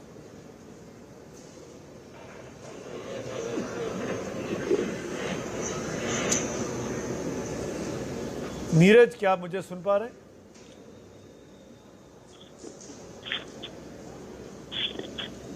नीरज से बात नहीं हो पा रही। हम कोशिश करेंगे, प्रयास करेंगे नीरज से बात करने की। लेकिन कर्नल दानवीर मेरे साथ हैं। कर्नल दानवीर, मैं चाहूँगा आपके कुछ इनपुट्स लगातार आते रहें, क्योंकि आप हमसे बेहतर इस तरह के सेरेमोनियल्स को, रिचुअल्स को जानते हैं जो फौज के हिसाब से होते हैं। जी हाँ, बिल्कुल। अब जैसा कि आपके रिपोर्टर्स बता ही रहे हैं कि इसके बाद में इन मॉर्टल रिमेन्स को मॉर्चरी में रखा जाएगा और इनको साइंटिफिक इनका आइडेंटिफिकेशन होगी और उसके बाद में क्रिमेशन होगा एज एंड हाउ जब इनकी आइडेंटिफिकेशन हो जाएगी। अभी 3 की आइडेंटिफिकेशन हो चुकी है, that is general Rawat, brigadier leader और मिसेस मधुलिका रावत। तो इन लोगों के मॉर्टल रिमेन्स की आइडेंटिफिकेशन हो गई है और इनका क्रिमेशन कल होगा। ब्रिगेडियर लीडर का शायद सवेरे 9 बजे है और बाकी क्रिमेशन जो हैं वो बाद में लाइंड अप हैं। मेरे ख्याल से शायद जनरल बिपिन रावत को पब्लिक के लिए भी उनके मॉर्टल रिमेन्स को श्रद्धांजलि के लिए खोला जाएगा। तो इस तरीके से ये सिचुएशन है। और उससे पहले जो आप सवाल पूछ रहे थे कि इतना उन्नत हेलीकॉप्टर और इस तरीके से उसका दुर्घटनाग्रस्त होना, वेल एविएशन है। एविएशन में ये रिस्क फैक्टर बहुत ज़्यादा हाई रहता है और ये कभी नहीं भूलना चाहिए कि मशीन इज़ अ मशीन और मशीन का फेलियर किस मौके पर और कैसे हो जाए इसकी कोई गारंटी नहीं ले सकता। और क्योंकि अब ऐसे वीडियोस आ गए हैं जिससे कि ये पता लग रहा है कि बहुत ही बैड वेदर था, तो बैड वेदर रिलेटेड एरर्स को दरकिनार नहीं किया जा सकता। और आपने जैसा बताया कि ब्लैक बॉक्स मिल गया है। ब्लैक बॉक्स मिलने का मतलब है कि वॉइस डेटा रिकॉर्डर और फ्लाइट डेटा रिकॉर्डर ये दोनों के दोनों मिल चुके हैं। उसी के अंदर उसका हिस्सा होते हैं। एक से कॉकपिट वॉइस रिकॉर्डर, उसकी पूरी जो रिकॉर्डिंग है वो मिलेगी और जो फ्लाइट डेटा रिकॉर्डर है उससे पूरे इंजन के पैरामीटर्स और जो एवियोनिक रीडिंग्स हैं, क्या स्पीड थी, क्या जो भी इनपुट्स मिले हैं वो सारे दर्ज होंगे। तो ये सारे कंपेयर करने के बाद में ये जो क्रैश इन्वेस्टिगेशन टीम है ये किसी नतीजे पर निकलेगी। बट अभी ये सिचुएशन जैसा कि हम देख रहे हैं कि बहुत ही सैड है और किन कारणों से हुआ, कैसे हुआ, ये दीज थिंग्स कैन वेट। अभी तो बहुत ही गमी वाला माहौल है। जी बिल्कुल। मेरे सहयोगी नीरज राजपूत का अब हमको करेक्शन मिल गया है, वो इस वक्त पालम एयरपोर्ट पर मौजूद हैं। नीरज हमारे डिफेंस रिपोर्टर हैं। नीरज, वहाँ पर आप क्या देख पा रहे हैं, कैसे बयां करेंगे वहाँ की तस्वीरों को?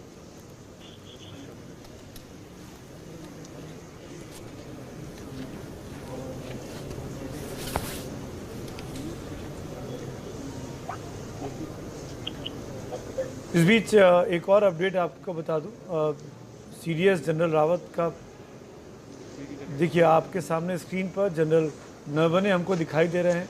हमारे थल सेना अध्यक्ष इस वक्त पहुंच चुके हैं पालम एयरपोर्ट पर। जैसा कि मैंने कहा था कि अब जो बड़े अधिकारी हैं, बड़े लोग हैं, उनके पहुंचने का सिलसिला शुरू होगा। परिजनों के चेहरे पर गम है, आंसू हैं, उनको हिम्मत बंधाई जा रही है, ढांढस बंधाया जा रहा है, हौसला रखने को कहा जा रहा है। जनरल नरवणे वहाँ पर पहुँचे हुए हैं इस टाइम। नीरज राजपूत, क्या आप मुझे सुन पा रहे हैं? जी सुमित, बिल्कुल सुन पा रहा हूँ। जी मैं चाहूँगा, क्योंकि हम तो तस्वीरें देख रहे हैं, आप वहाँ पर लिटरली फिजिकली मौजूद हैं, कैसे बयां करेंगे वहाँ की तस्वीरों को?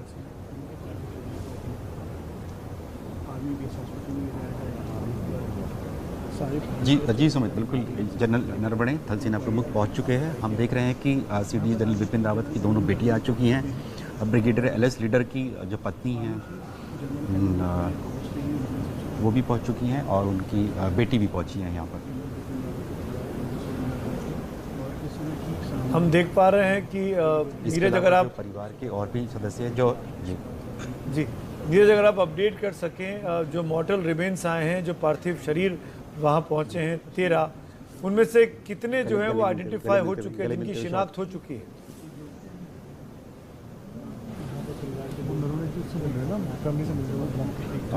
तीन लोगों के जो शव हैं उनकी पहचान हो चुकी है। सीडीएस जनरल बिपिन रावत, उनकी पत्नी मधुलिका रावत और साथ ही जो ब्रिगेडियर एलएस लीडर, इन तीनों के शव की पहचान हो चुकी है। बाकी 10 लोगों की जो पहचान अभी नहीं हुई है, उनके परिवार वाले भी हम लोग देख सकते हैं, सामने ही खड़े हुए हैं, कैमरामैन सुंदर दिखा रहे हैं। उनकी पहचान, उनके परिवार वालों की पहचान के बाद, आइडेंटिफिकेशन के बाद, मैं दर्शकों को यहाँ बताना चाहूँगा, जनरल एम.एम. नरवणे इस वक्त ब्रिगेडियर लीडर के परिवार से, उनकी पत्नी और उनकी बेटी से बात कर रहे हैं। और ये बहुत ही दिल को छूने वाली तस्वीर है कि कैसे अपनी फ़ौज का एक अहम अधिकारी जो अब उनके बीच नहीं रहा है, लेकिन फ़ौज पूरा ध्यान रखती है अपने शहीदों का, अपने ऑफिसर्स का। और उसी तरीके से जनरल नरवणे अभी ब्रिगेडियर लीडर के परिवार से बात करते हुए। जी बिल्कुल। और एक और इसमें ये है कि जनरल रावत जो थे वो 3 फरवरी 2015 को भी उनका एक एयरक्राफ्ट क्रैश हुआ था, दीमापुर में थे उस समय, और लेफ्टिनेंट जनरल रैंक पे थे। नागालैंड के अंदर ये क्रैश हुआ था और वो ऑलरेडी एक हेलीकॉप्टर क्रैश सर्वाइवर थे। तो आप समझ सकते हैं कि कितनी इंटेंस उनका कैरियर रहा, कितना चैलेंजिंग उनका कैरियर रहा। और अल्टीमेटली ये सैड डिमाइस हुआ है। और इसका जो देश को जो भुगतना पड़ेगा, बिकॉज इतने कॉम्पिटेंट ऑफिसर थे, इसीलिए उनको सिलेक्ट किया था गवर्नमेंट ऑफ इंडिया ने सीडीएस के पद पर। और वो थिएटराइजेशन की प्रोसेस में लगे हुए थे और बहुत अच्छा काम भी कर रहे थे। वो बहुत अपराइट ऑफिसर, और जो उनका फीडबैक होता था वो unemotional and cut and dry feedback था, जिसकी वजह से वो काफ़ी फेमस थे। वो सही चीज़ को सही बोलने के लिए माने जाते थे। तो ये उनका एक बहुत बड़ा एक कैरेक्टर था, जिसकी वजह से वो स्पेशल हो गए थे, जिसकी वजह से वो इस इम्पॉर्टेंट पोस्ट के ऊपर नियुक्त थे। और उनका चले जाना आप समझ सकते हैं कि कितना बड़ा loss for the office of CDS और ऑब्वियसली देश और देश की सेनाओं के लिए है। और ये बात बार बार कही जाती रही कि सीडीएस का रोल चाहिए भारतीय फ़ौज को, क्योंकि तीनों सेनाओं में आपस में कोऑर्डिनेशन के लिए, सिनर्जी के लिए बहुत ज़रूरी है। और शायद इसीलिए जिस बात का जिक्र कर्नल दानवीर कर रहे हैं कि इंटीग्रेटेड थिएटर कमांड की ज़रूरत है, उस पर जनरल बिपिन रावत ने बहुत अधिक काम किया था। और उनकी उसी काबिलियत को देखते हुए उनको ये महत्वपूर्ण जिम्मेदारी दी गई, देश के पहले सीडीएस बने वो। और कर्नल दानवीर, अब वो काम कैसे आगे बढ़ेगा? अब वो काम जो खाका तैयार करके गए हैं बिपिन रावत साहब, उसी दिशा में आगे बढ़ेगा, या उस पर एक तरीके से फिर से प्लानिंग होगी, फिर से सोच होगी? नहीं, ऐसा नहीं है। फ़ौज में हमेशा कंटिन्यूटी रहती है, क्योंकि ये शुरू से ही ये सीखा जाता है। और क्योंकि जैसा कि जो चैलेंजेस हैं आर्म फोर्सेस के अंदर, वो दूसरे किस्म के हैं। लड़ाई के अंदर अगर कमांडिंग ऑफिसर ख़त्म होता है तो उसी मौके के ऊपर second in command take over कर लेता है, सेकंड इन कमांड ख़त्म होता है तो third in command take over कर लेता है। और ये निरंतर ये किसी भी मौके पर कहीं भी हो तो ये ऑटोमेटिक ये प्रक्रिया होती है। इसी तरीके से यहाँ भी ऐसे ही होगा, क्योंकि पूरी ट्रेनिंग, पूरी तरबियत और पूरा जो ऑर्गेनाइजेशन है, एसओपीज़ हैं, सब इसी बेसिस पर बनी है। तो इसमें तो कोई इशू नहीं है कि जैसे जनरल बिपिन रावत जो रूपरेखा बना गए हैं उसी तरीके से काम होगा। लेकिन यस, पर्सनैलिटी का इम्पैक्ट ज़रूर होता है। लीडरशिप पर्सनैलिटी बेस्ड होती है, तो उससे कुछ छोटा मोटा बदलाव आए तो आए, अदरवाइज जो ट्रैक पर जो काम चल रहा है वो बिल्कुल इसी तरीके से चलता रहेगा। जी, मैं एक बार फिर यहाँ पर बता दूँ तमाम दर्शकों को कि इन 13 पार्थिव शरीर में से 4 की पहचान हो चुकी है। जनरल बिपिन रावत, उनकी धर्मपत्नी मधुलिका रावत जी, ब्रिगेडियर लीडर और एक लांस नायक। इन 4 लोगों के पार्थिव शरीर की शिनाख्त हो चुकी है। बाकी के पार्थिव शरीर की शिनाख्त अभी नहीं हो पाई है, उनका डीएनए टेस्ट होगा, क्योंकि पार्थिव शरीर बहुत तरीके से क्षत विक्षत हो गए थे, जल गए थे, उनको पहचानना आसान काम नहीं था। उनके परिजनों के ब्लड के सैंपल लिए हैं भारतीय फ़ौज ने, इंडियन आर्मी ने, जिनको मैच कराया जाएगा उस पार्थिव शरीर के साथ, और जो उस परिवार का पार्थिव शरीर मैच करेगा उनको वो उनके परिजन का शव सौंपा जाएगा और उनकी इच्छा के मुताबिक, उनके निर्देश के मुताबिक उनका अंतिम संस्कार उसी जगह होगा जहां पर परिवार के लोग चाहेंगे। यही एक ड्रिल है और उसी ड्रिल को इस बार भी अपनाया जा रहा है। ये कुछ देर पहले की तस्वीरें थी, अभी आप देख पा रहे हैं ब्रिगेडियर लीडर की फैमिली, उनकी धर्मपत्नी और उनकी बेटी क्लास 12th में पढ़ती है। कुछ कॉफिन में नाम नहीं लिखा है और ये वही कॉफिन है जिनकी शिनाख्त नहीं हो पाई है, जिन कॉफिन के आगे आप नाम लिखा हुआ है। मेरे साथ मेरे सहयोगी आशीष कुमार सिंह जुड़ गए। आशीष, क्या अपडेट है आपके पास? सुमित जी, मैं आपको दिखाना चाहूँगा ये गाड़ियाँ, अगर आप देख सकें, ये काफिला जा रहा है नेशनल सिक्योरिटी एडवाइज़र का। National security adviser Ajit Doval यहाँ पहुँच गए हैं और इसके बाद रक्षा मंत्री और प्रधानमंत्री आएंगे। अभी जस्ट पहुँचे। ये देखिए तस्वीर उन्हीं की गाड़ियों की है जो नेशनल सिक्योरिटी एडवाइज़र अंदर जा रहे हैं। उन्हें यहाँ आना था रक्षा मंत्री और प्रधानमंत्री के अलावा, जो कि थोड़ी देर में यहाँ पहुँचेंगे। सुमित जी, एक छोटा सा एनेक्डोट मैं बता दूँ, हालांकि मुझे लगता है कि औपचारिक तौर पर शेयर नहीं करना चाहिए, लेकिन नेशनल सिक्योरिटी एडवाइज़र एक दफ़ा मुझसे ये कह रहे थे कि देखिए जो आर्मी के पर्सनल्स होते हैं वो they are trained to be killed, और कल रात में उनसे बात कर रहा था और उन्होंने कहा मैंने अपना एक बहुत अच्छा दोस्त खो दिया है। तो मुझे लगता है कि उनके लिए भी बहुत भावुक पल है और वो भी बड़ी नम आंखों से यहाँ पे श्रद्धांजलि देंगे। अभी यहाँ पहुँचे हैं और कुछ देर बाद सुमित जी राजनाथ सिंह और खुद प्रधानमंत्री मोदी भी यहाँ पहुँचेंगे। बिल्कुल, अजीत डोभाल साहब भी उत्तराखंड से आते हैं, गढ़वाल से आते हैं, उसी इलाके से जनरल विपिन रावत भी थे। और ये जो बात आशीष कह रहे हैं वो बहुत इम्पॉर्टेंट हो जाती है, इसलिए भी क्योंकि न सिर्फ दोनों दोस्त थे बल्कि एक दूसरे को सालों साल से जानते रहे होंगे। और सबसे बड़ी बात ये कि जिस तरीके से भारतीय सेना ने हाल के वर्षों में अपने रवैये में बदलाव लाया है और वो अब सर्जिकल स्ट्राइक करने में हिचकिचाती नहीं है, चाहे वो पूर्वी बॉर्डर में म्यांमार की बात हो या पश्चिमी बॉर्डर में उत्तर में पाकिस्तान में घुसकर मारने की बात हो। और वो इसीलिए संभव हो पाया कि डोभाल साहब और जनरल विपिन रावत जैसे अधिकारी जो थे वो एक सोच से, एक तरीके से आगे बढ़ रहे थे। एम आई राइट आशीष? जी हाँ, बिल्कुल, आप बिल्कुल सही कह रहे हैं। और बड़ी अहम भूमिका आप देखिए, थोड़ी देर पहले सुमित जी आपके शो के पहले मैं जिक्र कर रहा था, बिल्कुल वही बात आपने कही कि पाकिस्तान के बनिस्बत हम चाइना के बनिस्बत कितना क्लोज कोऑर्डिनेशन हमने देखा इन दोनों के बीच में, national security adviser, chief of defence staff, और कितने बड़े बड़े ऑपरेशंस किए हैं। मुझे लगता है कि ये इतनी बड़ी क्षति है जिसकी भरपाई करना बड़ा मुश्किल होगा। जो लगातार आप स्टूडियो में सुमित जी कह रहे हैं अपने गेस्ट के साथ, पहला सीडीएस इस तरह से चला जाए बड़ा नुकसान होता है। और हमने कितना क्लोज कोऑर्डिनेशन देखा, बड़े बड़े ऑपरेशंस किए, निश्चित तौर पर उनकी कमी आगे चल करके खलेगी। इसीलिए शायद ये भावुक पल है पूरे देश के लिए। और आप देखिए सुमित जी, सिर्फ भारत ही नहीं, पूरी दुनिया भर से जिस तरह के कंडोलेंस मैसेजेस आ रहे हैं, उससे इनका जनरल बिपिन रावत का पर्सोना दिखाता है कि वो किस तरह के रिस्पेक्ट को मैं पूरे तस्वीरें देख पा रहा हूँ आशीष, जहाँ पे डोभाल साहब की एनएसए पहुँच चुके हैं एयरपोर्ट पर, पालम एयरपोर्ट पर, जहाँ पर अंतिम विदाई दी जा रही है। आपके सामने स्क्रीन पर अजीत डोभाल साहब जो राष्ट्रीय सुरक्षा सलाहकार हैं वो पहुँच गए हैं। अब कुछ ही पलटों में, कुछ ही मिनटों में प्रधानमंत्री और रक्षा मंत्री भी यहाँ पहुँचेंगे। वो तस्वीरें भी आपके सामने होंगी। अंतिम विदाई देश के सबसे बड़े सैन्य अधिकारी को, उनके साथ जो 12 लोगों की और शहादत हुई है उनको दी जा रही है इस वक्त दिल्ली के पालम एयरपोर्ट पर, उस टेक्निकल एरिया में जहाँ पर, जो कि खास तौर पर भारतीय फौज के लिए वीवीआईपी मूवमेंट के लिए बनाया गया है। तस्वीरों में डोभाल साहब परिजनों से मिलते हुए।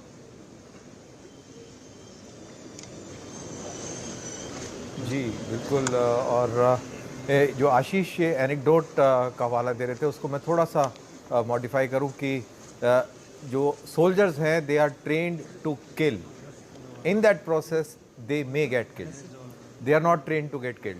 सो ये थोड़ा सा एक अलग पर्सपेक्टिव है क्योंकि हम लोग उसको उस तरीके से देखते हैं। बहरहाल तो ये अभी जैसे कि एनएसए की बात हो रही थी कि इनके बीच में और बिपिन रावत के बीच में बहुत अच्छा कोऑर्डिनेशन रहा है, और ये कोऑर्डिनेशन बिल्कुल दिखता भी था, चाहे वो पाकिस्तान के संदर्भ में सर्जिकल स्ट्राइक बालाकोट हो या उड़ी हो, या बाद में अभी चाइना के संदर्भ में आप देखते हैं कि कैसे तीनों सेनाओं का जो इक्विपमेंट है, मैन पावर है, कितने तरीके के साथ चाइनीज़ का मुकाबला कर रहे हैं।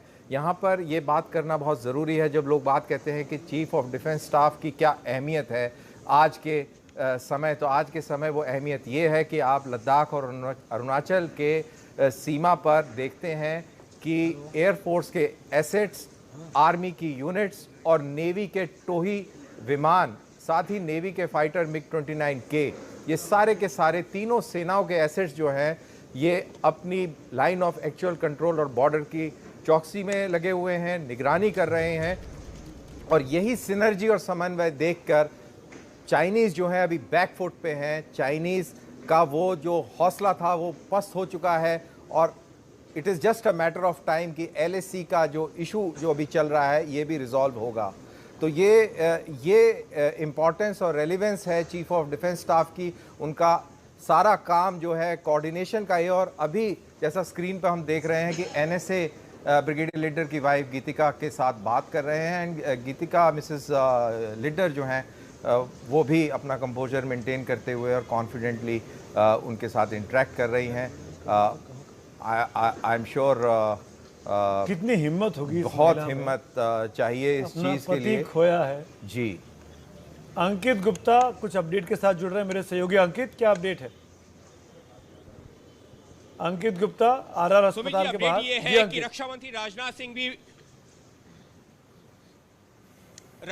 राजनाथ सिंह का काफिला यहां से निकल गया है और अगले 5 से 7 मिनट में वो भी पहुंच रहे हैं एयरपोर्ट। और जहां पर मैं मौजूद हूं ये RR अस्पताल है और देखिए अब यहां पर रूट लग गया है। यहां पर जो कभी भी देख सकते हैं कि सुरक्षाकर्मी तैनात हैं, इक्का दुक्का गाड़ियां जरूर चल रही हैं और कुछ ही देर में प्रधानमंत्री का काफिला भी यहां से निकलेगा। तो RR अस्पताल होते हुए एयरपोर्ट का रास्ता है और जब वापस आएंगे जो पार्थिव शरीर हैं वो यहां पर लाए जाएंगे। वो पार्थिव शरीर जिनकी पहचान नहीं हो पा रही है। सुमित जी, अभी जो आप तस्वीरें दिखा रहे थे और कर्नल दानवीर जिनका जिक्र कर रहे थे, वहां पर वो तस्वीरें मैं भी यहां पर देख रहा था और यकीन मानिए वो तस्वीरें ऐसी है जहां पर परिवार वाले पहुंच तो रहे हैं अपने जो उन शहीद बेटों के लिए, लेकिन वो खुद परिवार वाले तक नहीं पहचान पा रहे हैं कि किस कॉफिन में कौन सा बेटा है। अब उन परिवार वालों की मनोदशा यकीन मानिए जब अगर सोचते भी है ना तो सोचकर भी सिहरन उठती है। लेकिन यही एक सच है, यही वो बेटे हैं हमारे भारत माँ के जो खुद की जान लुटा करके यहाँ पर पहुंचे हैं और उनके परिवार वाले भी अभी फिलहाल इस हालत में है कि उनको नहीं पहचान पा रहे हैं।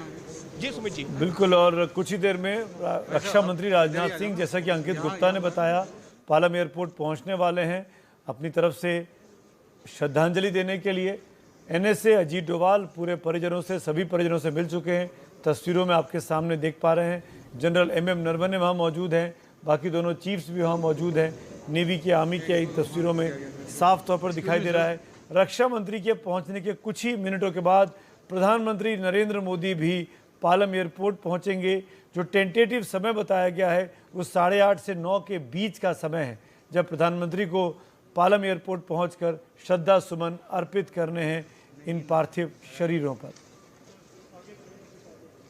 अजीत डोभाल साहब के बहुत करीबी मित्र थे जनरल बिपिन रावत। दोनों लोग बताया जाता है उत्तराखंड में एक ही इलाके से आते थे। नीरज राजपूत हमारे साथ बने हुए हैं। नीरज, क्या बता सकते हैं, वहाँ पर क्या देख पा रहे हैं आप?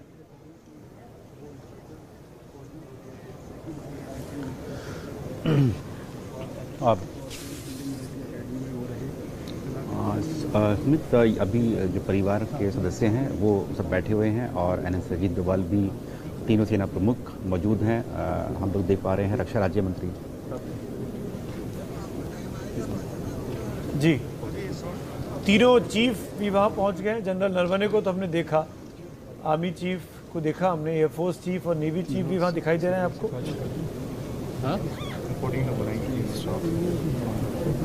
जी, मैं समझ सकता हूं क्योंकि नीरज वहीं पर मौजूद हैं जहां पर ये कार्यक्रम अभी चल रहा है। वहां से लाइव बात कर पाना, इस माहौल में चीज़ें बता पाना, नीरज को भी मुझसे थोड़ा सा कठिनाई का सामना करना पड़ रहा है क्योंकि ऐसा वक्त नहीं है, ऐसा माहौल नहीं है और थोड़े बहुत वहाँ पर रिस्ट्रिक्शंस भी हैं। उसका सम्मान ABP न्यूज़ कर रहा है, लेकिन हमारी कोशिश है कि सम्मान भी पूरा रहे और आप तक जानकारी भी पूरी पहुँचे। जनरल बिपिन रावत, मधुलिका रावत जी का परिवार, उनकी दोनों बेटियां आपके सामने स्क्रीन पर हैं, आप देख सकते हैं। कर्नल रणवीर, आपने काम किया है कभी सीधे तौर पर जनरल रावत के बारे में साथ बात? जनरल रावत के साथ तो मैंने कभी मेरे को मौका नहीं मिला कि कभी उनके साथ काम किया हो, लेकिन मेरे कई सारे साथियों ने उनके साथ काम किया है और सब के सब यही बात करते हैं कि बहुत ही अपराइट और सुपर सुपर सुपर ऑनेस्ट एक ऑफिसर रहे हैं ये, राइट फ्रॉम जूनियर लेवल्स। तो ये उनकी एक बहुत बड़ी खासियत थी और मेरे ख्याल से जो आदमी ऑनेस्ट होता है, चाहे अपने थॉट में हो, चाहे प्रोफेशन। मैं आशीष के पास चलूंगा, कुछ खबर है आशीष के पास? आशीष। सुमित जी, कुछ यहाँ पर वीवीआईपी मूवमेंट हुई है, हमें दिख रहा है। मैं अपने कैमरामैन से निवेदन करूंगा वो दिखाएं आपको, अगर दूसरे एंड से दिख जाए। राजनाथ सिंह का काफिला आ रहा है, चंद सेकंड आप मेरे साथ रहें, आपको राजनाथ सिंह अंदर गेट। पुरानी तस्वीर है, माफ करिएगा, प्रधानमंत्री की। ये देखिए रक्षा। हाँ आशीष बताइए आप। ये रक्षा मंत्री के आप देखें काफिला आ रहा है जी, मैं आपको दिखा रहा हूँ सुमित जी, आप ये देखें काफिला आ रहा है रक्षा मंत्री का। राजनाथ सिंह जी यहाँ पहुँच गए हैं, ये उनका इंट्रोज है पूरा जो कि आपको तस्वीरों में दिखाई गई। देखिए राजनाथ सिंह पहुँच गए हैं, ये मुख्य द्वार है एयरफोर्स पालम टेक्निकल एरिया का, जहाँ से राजनाथ सिंह अंदर जा रहे हैं रक्षा मंत्री। इसके बाद प्रधानमंत्री मोदी यहाँ आएंगे। नेशनल सिक्योरिटी एडवाइज़र पहले से अंदर हैं, तीनों सर्विसेज चीफ्स पहले से अंदर हैं, परिवार के लोग अंदर हैं, और ये राजनाथ सिंह यहाँ अभी पहुँच चुके हैं, जिन्होंने आज सुबह आपने देखा दोनों रक्षा मंत्री राजनाथ सिंह इस वक्त पालम एयरबेस पर पहुंच चुके हैं, जहां पर तमाम परिजन मौजूद हैं। कुछ ही देर में रक्षा मंत्री की तस्वीरें आपको दिखाई देंगी। अंतिम सैल्यूट आप कह सकते हैं जनरल बिपिन रावत समेत 12 लोगों को देश के रक्षा मंत्री राजनाथ सिंह देंगे। राजनाथ सिंह ने आज ही संसद में पूरा घटनाक्रम पढ़ के बताया, सुना के बताया दोनों संसद के सदनों में कि क्या कुछ हुआ था कल कुन्नूर के पास के उन जंगलों में, नीलगिरी पहाड़ियों पर किस तरीके से मी-17 V5 हेलीकॉप्टर क्रैश हुआ, क्या घटनाक्रम था, वो सब हम सब जानते हैं। आप लगातार एबीपी न्यूज़ पर वो खबरें देख भी रहे हैं, बता भी रहे हैं। ये देखिए वो तस्वीर जब पूरे परिजन एक साथ हमको दिखाई दे रहे हैं, दिल को विचलित करने वाली, परेशान करने वाली तस्वीरें। थोड़ी देर में अब किसी भी पल, किसी भी मिनट प्रधानमंत्री नरेंद्र मोदी भी यहाँ पर पालम एयरपोर्ट पर पहुँचने वाले हैं। प्रधानमंत्री कुछ ही पलों में पहुँचेंगे। इस वक्त हम आपको तस्वीरें दिखा रहे हैं जब रक्षा मंत्री राजनाथ सिंह पहुँचे हैं। परिजन वहाँ पर बैठे हुए हैं, परिजनों ने अपनी तरफ से श्रद्धा सुमन अर्पित किए हुए हैं। जैसा कि हमने कहा कि 13 में से 9 शवों की शिनाख्त अभी भी नहीं हुई है, तो इन परिजनों को भी नहीं पता कि उनके अपने घर का लाल किस कॉफिन में है। बहुत ही हृदय विदारक, दिल को परेशान करने वाली, आंखों में आंसुओं को लाने वाली तस्वीरें हैं, और ये तस्वीरें बहुत कुछ कह रही हैं। 2 तस्वीरें आपके सामने स्क्रीन पर हैं। एक तस्वीर पुलवामा के शहीदों को जब श्रद्धांजलि दी गई थी तब प्रधानमंत्री मोदी वहां पहुंचे थे, 15 फरवरी 2019 की तस्वीर है। और नीरज मेरे साथ वहां पर मौजूद हैं। नीरज, रक्षा मंत्री पहुंचे अंदर राजनाथ सिंह? जी बिल्कुल सुमित, पहुंचने वाले हैं, वो अंदर पहुंचने वाले हैं जहां पर पार्थिव शरीर रखे हैं, और फिर यहां आने के बाद वो इंतजार करेंगे प्रधानमंत्री मोदी का। किसी भी वक्त वो भी मैं देख पा रहा हूं राजनाथ सिंह पहुंच गए हैं। नीरज, शायद आपके सीन में नहीं होंगे, लेकिन हमको इस कैमरे की नज़र से दिखाई दे रहा है रक्षा मंत्री राजनाथ सिंह दिल्ली के पालम एयरपोर्ट पर पहुंचे हैं। सफ़ेद कुर्ता पजामा और काले रंग का स्वेटर और सदरी पहने हुए परिजनों को अपनी तरफ से मुलाकात कर ढांढस बंधाएंगे और शहीदों पर पुष्पांजलि अर्पित करेंगे। जनरल एम नरवणे भी उनके साथ हमको दिखाई दे रहे हैं। रक्षा मंत्री राजनाथ सिंह आपके सामने स्क्रीन पर। बहुत बड़ा नुकसान हुआ है भारतीय सेना को, जिस तरीके से ये हेलीकॉप्टर हादसा हुआ। जनरल बिपिन रावत जो कि तीनों सेनाओं में समन्वय और कोऑर्डिनेशन की एक महत्वपूर्ण रणनीति बनाने में काम कर रहे थे, वो काम कहीं ना कहीं उसको धक्का लगा है, अधूरा छूट गया। उसको पूरा करना उनके नए उत्तराधिकारी के लिए बहुत ही चैलेंजिंग काम होने वाला है। रक्षा मंत्री राजनाथ सिंह पालम एयरपोर्ट पहुंचे और अब कुछ ही मिनटों में प्रधानमंत्री मोदी की तस्वीरें भी आपको दिखाई देंगी। ब्रिगेडियर लीडर के परिवार से मिल रहे हैं रक्षा मंत्री।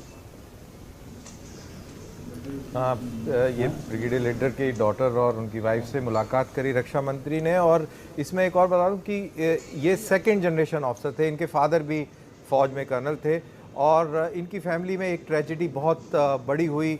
इनकी सिस्टर जिनके हस्बैंड भी फौज में थे और एज अ मेजर उनकी डेथ हो गई थी और इनके फादर बेचारे वो भी एक्सीडेंट में ख़त्म हुए। तो एक परिवार के ऊपर कितनी बड़ी ये त्रासदी है, ये कितना बड़ा ये ट्रेजेडी है कि एक लड़का और वो भी ख़त्म हो गया। अब एक ओल्ड मदर है और विडो सिस्टर है और now widowed wife and daughter. तो ये बहुत ही डॉन्टिंग टास्क रहेगा, बहुत ही चैलेंजिंग टास्क रहेगा मिसेस लीडर के लिए, क्योंकि अब वो ही बड़ी हैं और उनको परिवार को संभाल के और आगे लेके जाना है। पीठ पर हाथ रखकर हिम्मत बनाते हुए देश के रक्षा मंत्री अपने उन तमाम साथियों के परिवार को जो अब हमारे बीच नहीं रहे, वाकई में रक्षा मंत्री के लिए भी, देश के तमाम डिफेंस इस्टेब्लिशमेंट के लिए भी बहुत बड़े धक्के वाली खबर है। जिस अधिकारी के साथ आप 24 घंटे पहले तक या 48 घंटे पहले तक काम कर रहे थे, उनके बगल में आप बैठते थे, उनके साथ आप रणनीति बनाते थे, सामरिक नीति बनाते थे, देश की रक्षा नीति तय करते थे, आज अचानक वह आपके बीच नहीं है। राजनाथ सिंह पर भी, अजीत डोभाल पर भी, प्रधानमंत्री मोदी के लिए भी ये बहुत ही बड़ी दुख भरी घड़ी होगी।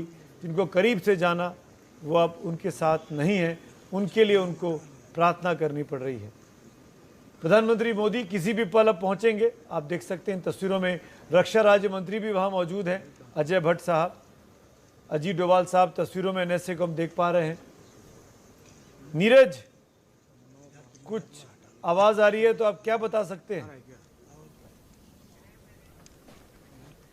जी सुमित,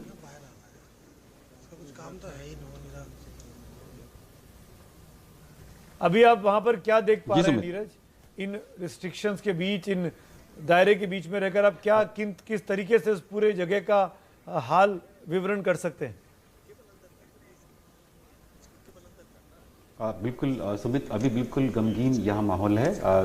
सभी गणमान्य जो लोग यहाँ पहुँचे हैं, चाहे वो रक्षा मंत्री हों, रक्षा राज्य मंत्री और NSA अजीत डोभाल, तीनों सेनाओं के प्रमुख, वो सभी जो हैं वो इंतजार कर रहे हैं प्रधानमंत्री मोदी के आने का।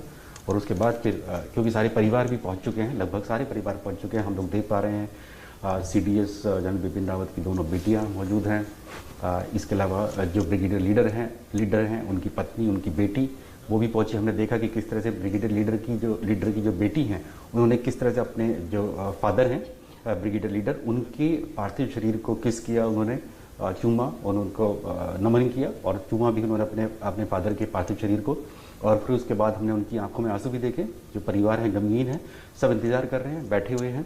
और जो NSA अजीत डोभाल रक्षा राज्य मंत्री, रक्षा मंत्री, वो सब खड़े हुए हैं, प्रधानमंत्री मोदी के आने का इंतजार कर रहे हैं। तीनों सेनाओं के प्रमुख general Naravane, air chief marshal VR Chaudhari और साथ ही एडमिरल R हरि कुमार, वो भी यहाँ पर पहुँचे हुए हैं।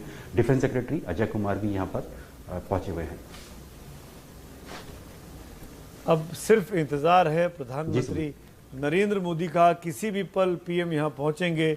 प्रधानमंत्री ने ये बड़ी जिम्मेदारी सौंपी थी जब जनरल बिपिन रावत को उनके 2 सीनियर अधिकारियों के ऊपर देश की CCS ने, कैबिनेट कमेटी ऑफ सिक्योरिटी ने उनको देश का सेना अध्यक्ष नियुक्त किया था।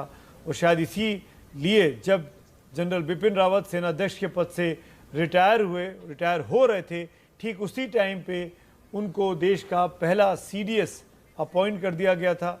30 दिसंबर 2019 की बात है ये, और 1 जनवरी से उन्होंने कामकाज संभाला। अभी तक CDS के पद पर रहे जनरल बिपिन रावत।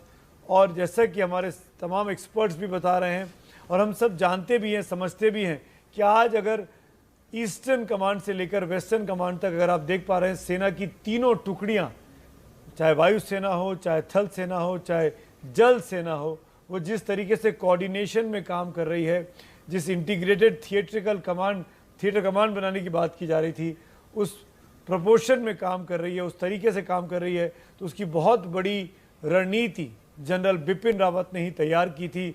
महत्वपूर्ण काम में वो लगे हुए थे। CDS की नियुक्ति, CDS का अपॉइंटमेंट हिंदुस्तान में अभी 2 साल पहले ही हुआ, जबकि अमेरिका में, चीन में सीडीएस के पद कई कई सालों से हैं, लेकिन भारत में अपनी गलतियों से सीखा, अतीत में जो हुई थी कि तीनों सेनाओं में समन्वय की कमी होती है, खासकर जंग के माहौल में। और करगिल के बाद जो सुब्रमण्यम कमेटी बनी थी 1999 में, उसने पहली बार रिकमेंड किया था, सिफारिश की थी कि देश में एक सीडीएस के पद की सख्त आवश्यकता है।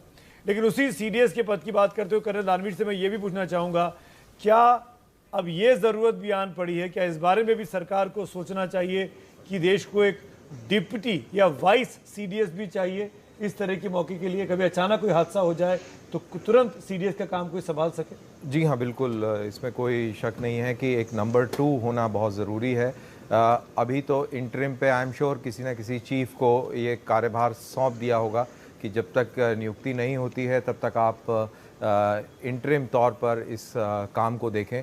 मोस्ट लाइकली जनरल नरवणे हो सकते हैं क्योंकि वो सीनियर मोस्ट जनरल हैं और थल सेनाध्यक्ष भी हैं, तो ये काम इंटरिम में हो सकता है कि वो इसको देख रहे हों। और अभी मेरे ख्याल से ये जब भी कभी ये सिलेक्ट करेंगे न्यू सीडीएस, तब तक यस, अगर वाइस सीडीएस हो तो ये काम और आसान हो जाता है। आई थिंक उस चीज़ को ये जो ग्रिम सिचुएशन, सैड सिचुएशन है, ये इस चीज़ को हाईलाइट करती है कि हमें एक वाइस सीडीएस भी नियुक्त करना चाहिए। इनफैक्ट कर्नल दानवीर, ये बात आज मैंने कई सारे पुराने वरिष्ठ अधिकारियों से बात करके पूछी, एक ने भी ये नहीं कहा कि इसकी ज़रूरत नहीं है सबको, क्योंकि ये अचानक ऐसा हादसा हुआ कि इसके लिए कोई भी प्रिपेयर नहीं था। और शायद चाहे आप हों, चाहे मैंने जनरल हुड्डा से बात की, उनका भी यही कहना था, जनरल जे सिंह से बात हुई, उनका भी यही कहना था कि तुरंत सीडीएस के पद पर नियुक्ति होनी चाहिए, ये पद खाली नहीं रह सकता। हाँ, पद तो खाली नहीं रह सकता और इसके ऊपर इमीडिएट नियुक्ति होनी चाहिए। इसका इंटरनेशनल सिग्नलिंग भी है और इसका मोराल का भी की इम्पोर्टेंस है, और उसके अलावा जो कोऑर्डिनेशन की जो आप बात कर रहे थे वो तो है ही है, तो इसलिए इसकी इम्पोर्टेंस बहुत ज़्यादा है, इसमें ज़्यादा विलंब नहीं होना चाहिए। मैं अपने सहयोगियों के पास चलता हूं जो इस वक्त वहां मौजूद हैं। अंकित गुप्ता भी हैं जो आरआर अस्पताल में हैं, आशीष कुमार सिंह हैं जो कि पालम टेक्निकल एरिया के ठीक बाहर खड़े हैं, और अंदर नीरज गुप्ता है। बारी बारी से अपडेट लेता हूं प्रधानमंत्री के मूवमेंट को लेकर। अंकित गुप्ता, क्या अपडेट आप दे पा रहे हैं? दिल्ली के आरआर अस्पताल पे हैं आप। सुमित जी, यहाँ पर जो ट्रैफिक का मूवमेंट है वो लगभग जो है रोका जा रहा है। इसका मतलब यही है कि अगले 5 मिनट के अंदर कभी भी प्रधानमंत्री का काफिला यहाँ से गुजरेगा, और यहाँ से एयरपोर्ट की दूरी हम कह सकते हैं कि 5 मिनट से भी कम लगेगा प्रधानमंत्री के काफिले को वहाँ पहुँचने में। और देख सकते हैं इस वक्त जो यहाँ पर ट्रैफिक के जवान हैं वो इस पूरे रास्ते को क्लियर करवा रहे हैं। समझा जा सकता है कि बहुत भावुक पल है, और ऐसे में अब प्रधानमंत्री का वहाँ इंतजार हो रहा है और प्रधानमंत्री भी जल्द से जल्द वहाँ पर हम उम्मीद कर सकते हैं कि पहुँच जाएंगे। अंकित, जैसे कोई मूवमेंट हो, कोई हलचल हो, आपके पीछे नज़र रखिए, हम आपके साथ अपडेट लेते रहेंगे। आशीष के साथ एक चेक कर लेते हैं। आशीष, वहाँ पर भी सुरक्षा के पुख्ता इंतजाम, पीएम का कॉन्वॉय आने वाला है? जी हाँ, बिल्कुल अलर्ट। आप देखा, मैं एक बार तस्वीरों में आपको जल्दी से दिखा देता हूँ। आप सामने देखें जो गेट अभी थोड़ी देर पहले सुमित जी मैं आपको दिखा रहा था, उस गेट को, मेन द्वार को बंद कर दिया गया। आप देखें सुरक्षा कर्मी आ गए हैं, ट्रैफिक पर्सनल्स आ गए हैं, और इस पूरे रास्ते को ब्लॉक कर दिया गया है। पिछले जहाँ से ये रास्ता शुरू होता है, जिधर से जैसा कि अंकित ने आपको बताया वो रास्ता हो करके, तो अब एनी मोमेंट मुझे लगता है प्रधानमंत्री का काफिला यहाँ आपको आता हुआ दिखेगा, और प्रधानमंत्री अंदर जाएंगे और अपनी तरफ से श्रद्धांजलि देंगे। बिल्कुल, और जगह जगह पर एबीपी न्यूज़ के रिपोर्टर्स हैं ताकि आपको हर मूवमेंट का अपडेट मिलता रहे। अंकित से बात की, आशीष से बात की, नीरज राजपूत अंदर पालम एयरबेस पर हैं जहां पर परिजन मौजूद हैं, जहां पर वीवीआईपी इस वक्त इकट्ठे हो चुके हैं। प्रधानमंत्री मोदी कुछ ही पलों में, कुछ ही मिनटों में अब पालम एयरपोर्ट पहुंचेंगे, वो भी आपको अपडेट देखने को मिलेगा। इस वक्त परिजन वहां पर इकट्ठा हैं, गमजदा हैं, शॉक में हैं, सबको बहुत बड़ा धक्का लगा है।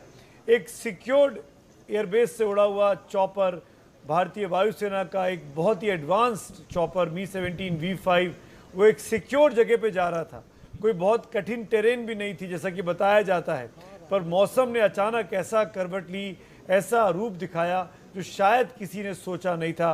और जैसा कि कर्नल दानवीर हमारे खास मेहमान जो स्टूडियो में हैं, वो लगातार कल से इस बात को कह रहे हैं कि मौसम का बदलाव और वहाँ पर कुछ मानवीय चूक जो कि उनको इनिशियली लगता है एब्सोल्युटली क्योंकि एयरक्राफ्ट जैसा हम पहले भी बोल रहे हैं और मैं बार बार इस चीज़ को दोहरा भी रहा हूँ कि बहुत ही एडवांस्ड एवियोनिक्स से लेस था। इसके अंदर रडार्स इस किस्म के थे जो कि टेरेन को भी आइडेंटिफाई आसानी से कर सकता है, वेदर को भी कर सकता है, और ऑल वेदर एयरक्राफ्ट यानी कि रात में भी। अंकित गुप्ता क्या देख पा रहे हैं? सुमित जी, प्रधानमंत्री का काफिला यहाँ से निकल गया है। आरआर अस्पताल से प्रधानमंत्री का काफिला यहाँ से निकल गया है। अगले 5 मिनट के अंदर पहुंच जाएंगे। मैं आशीष के पास चलता हूँ, आशीष, प्रधानमंत्री का काफिला आरआर अस्पताल से निकला है। आशीष। जी हाँ, बिल्कुल सुमित जी, ऐसा लग रहा है कि अब वो मूवमेंट होने वाला है, प्रधानमंत्री पहुंचने वाले हैं। मैं फिर से आपको ये तस्वीरें दिखाऊं। देखिए, इन प्लेस कर दिया गया है, उस दरवाजे को फिलहाल बंद रखा गया है। सामने सिक्योरिटी की गाड़ी है, सारे ट्रैफिक कांस्टेबल्स, पुलिस पर्सनल्स, इस पूरे रास्ते को रोक दिया गया है और अब अलर्ट पे है। अब एनी मोमेंट आपको तस्वीरों में प्रधानमंत्री का काफिला आते दिखेगा, एनी मोमेंट। और उसके बाद प्रधानमंत्री इसी दरवाजे से अंदर जाएंगे, उस हैंगर तक जाएंगे जहाँ पर पार्थिव शरीरों को रखा गया है। परिवार मौजूद है। आशीष, आपकी तस्वीरें लगातार स्क्रीन पर लाइव चल रही हैं, आप स्क्रीन के अपने कैमरे को ऑन रखिएगा। तस्वीरें मैं कोशिश करता हूं। जी आ गया, काफिला आ गया। बोलिए। मैं दिखाना चाहूंगा, ये देखें आप देखिए प्रधानमंत्री का काफिला एंटर होना शुरू हो चुका है। जी मोहित, आप दिखाएं। ये देखिए, ये प्रधानमंत्री को एस्कॉर्ट करते हुए जो आगे पहले इंट्रोज में गाड़ियां चलती हैं, सुमित जी आपको तस्वीरों में दिख रही हैं, एक एक करके मुझे दूर वो गाड़ियां नजर आ रही हैं। ये सामने गाड़ी आई, दूसरे कॉर्नर से दूसरी गाड़ी शुरू हो रही है। पूरा प्रधानमंत्री का काफिला अब आपको क्षण भर में दिखेगा अंदर आते हुए। कैमरामैन को बोलिए कि जूम आउट करके पूरा लेंस खोल दे। तस्वीरों में हम आपको दिखा रहे हैं। मोहित को बोलिए अपने विजय को कि कैमरामैन अपना पूरा जूम आउट करके खोल दे लेंस को, फ्रेम को। गाड़ियां आती हुई दिखाई दे जाएंगी, बार बार पैन करने की जरूरत नहीं पड़ेगी।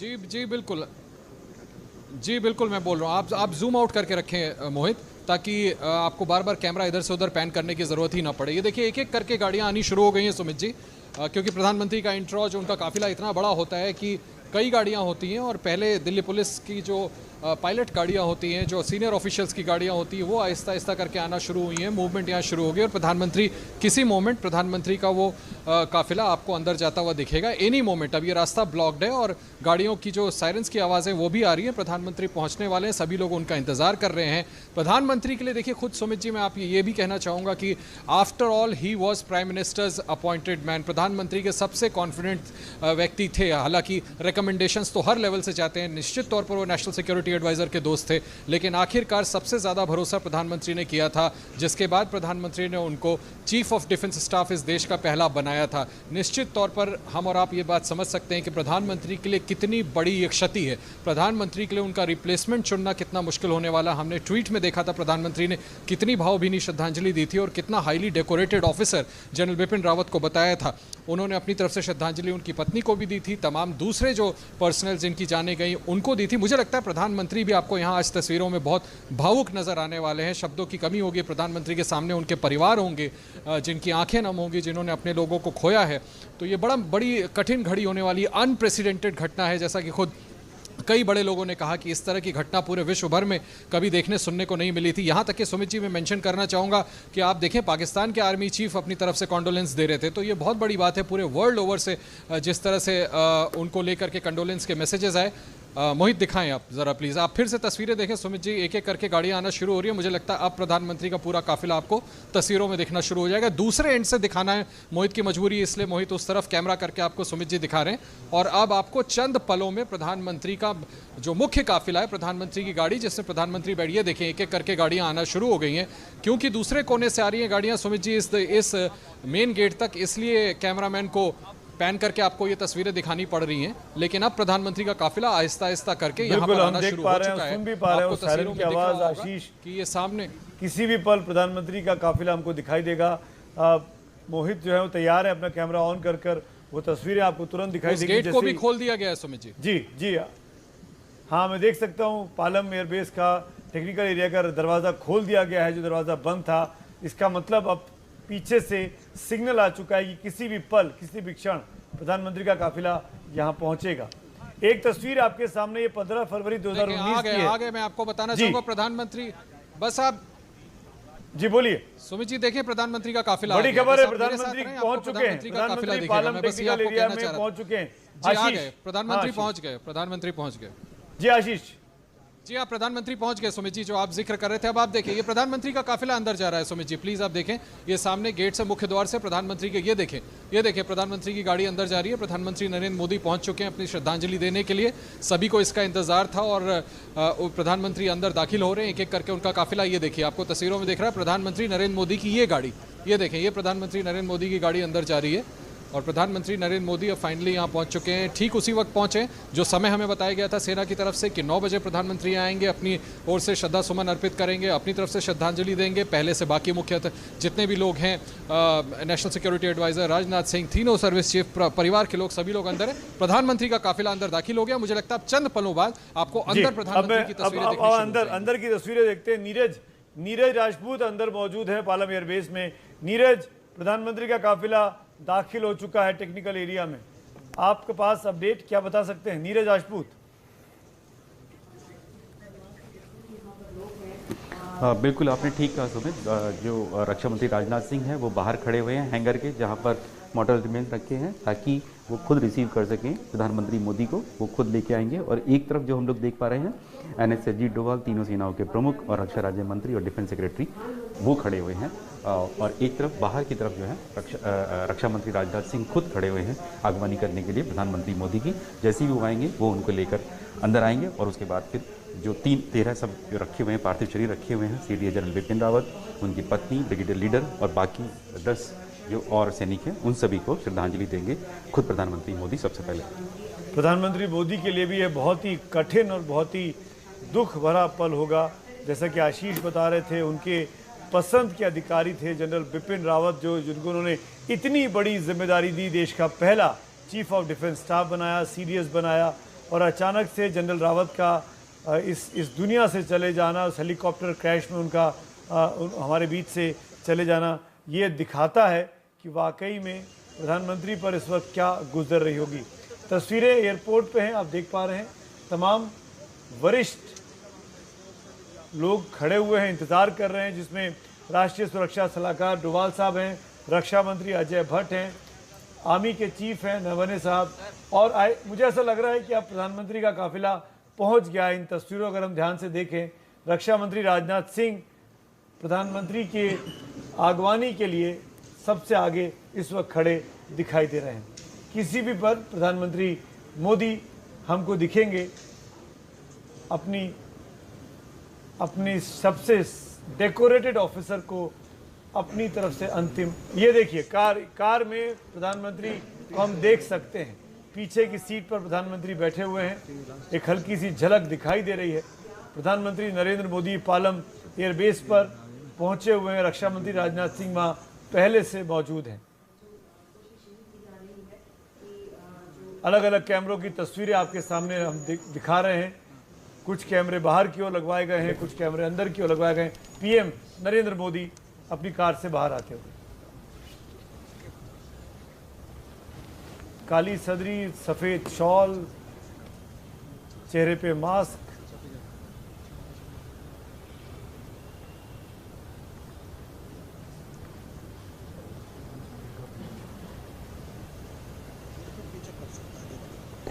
वहाँ मौजूद तीनों सेना प्रमुखों, रक्षा राज्य मंत्री, NSA, उनके सम्मान में।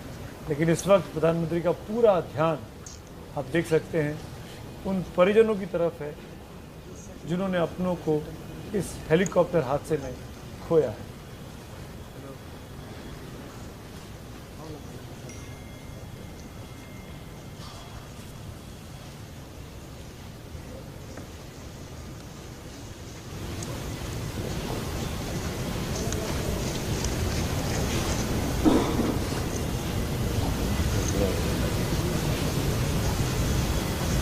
श्रद्धा सुमन अर्पित करते हुए प्रधानमंत्री नरेंद्र मोदी।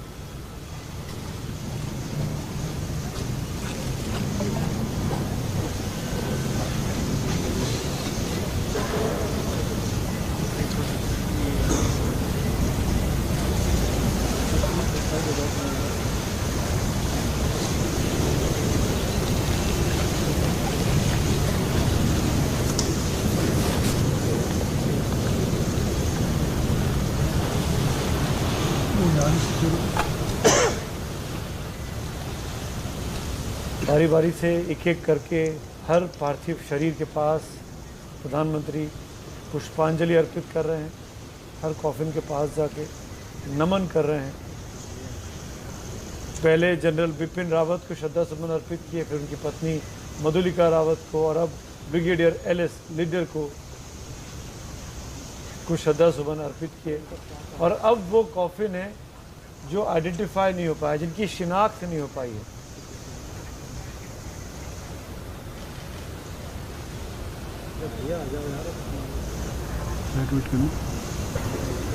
कुल 13 में से 9 शव ऐसे हैं जिनकी शिनाख्त अभी नहीं हुई है।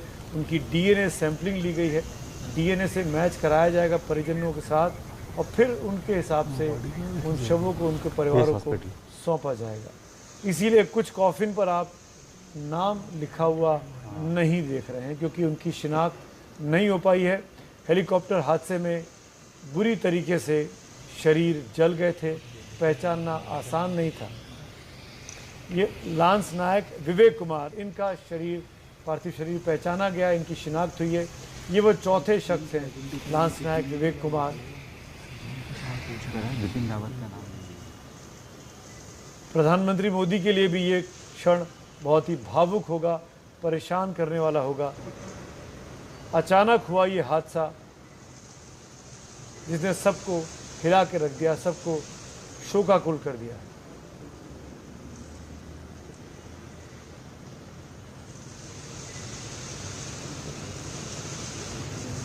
अभी हम आपको कुछ देर पहले पुलवामा की तस्वीरें दिखा रहे थे, 2019 वाली, और इस पूरी तरीके से झुक के नमन किया सभी सैन्य अधिकारियों को जो अब हमारे बीच नहीं रहे हैं।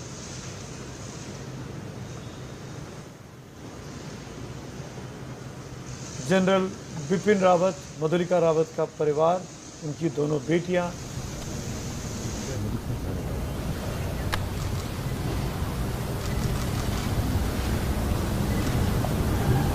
ढांढस बताते हुए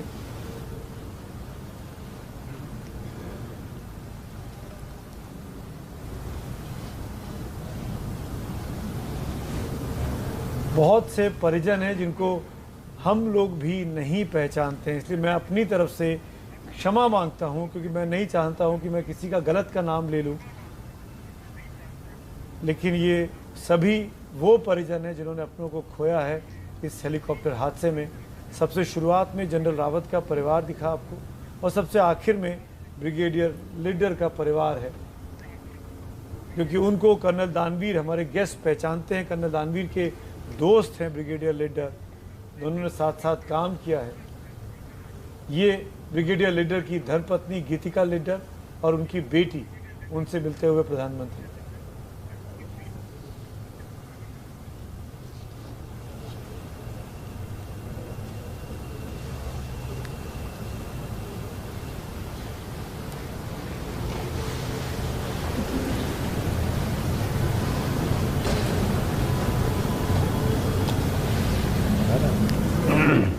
किसी भी फौजी के लिए जब वो देश पे कुर्बान होता है और उस वक्त उसके परिवार के पास जाके देश का सबसे बड़ा आदमी, सबसे बड़ी शख्सियत उनसे मिलता है, उनसे हाथ पिराता है, उनके कंधे पे हाथ रखता है, उनको ढांढस बंधाता है, उससे बड़ी हिम्मत देने की बात कुछ हो ही नहीं सकती। प्रधानमंत्री मोदी ने पुष्पांजलि अर्पित की। ये बहुत बड़ा जेस्चर था प्रधानमंत्री की तरफ से। बाकायदा एयरपोर्ट पहुंचे जहां पर श्रद्धा सुमन अर्पित किए जा रहे थे। पहले प्रधानमंत्री का शुरुआत में यहां आने को लेकर सस्पेंस था, लेकिन बहुत बड़ी कदम, बहुत बड़ा स्टेप प्रधानमंत्री की तरफ से वहां आए, श्रद्धा सुमन अर्पित की, परिजनों से मिले, उनको हौसला बंधाया, ढांढस बंधाया। और अब मुझे ऐसा लग रहा है रक्षा मंत्री राजनाथ सिंह से बात करने के बाद वो वहां से विदा ले रहे हैं, क्योंकि अगर वीवीआईपी मूवमेंट देर तक रहेगा तो परिजन जिन्होंने असली में अपने परिवार के लोगों को खोया है, उनको तमाम प्रोटोकॉल में बंधे रहना पड़ता है। रक्षा मंत्री राजनाथ सिंह स्क्रीन पे। आज सुबह जब संसद में, लोकसभा में इस पूरी घटनाक्रम को लेकर औपचारिक सरकार की तरफ से दिया जाने वाला पहला बयान पढ़ रहे थे, तब भी आवाज़ राजनाथ सिंह की काफ़ी भर्राई हुई थी।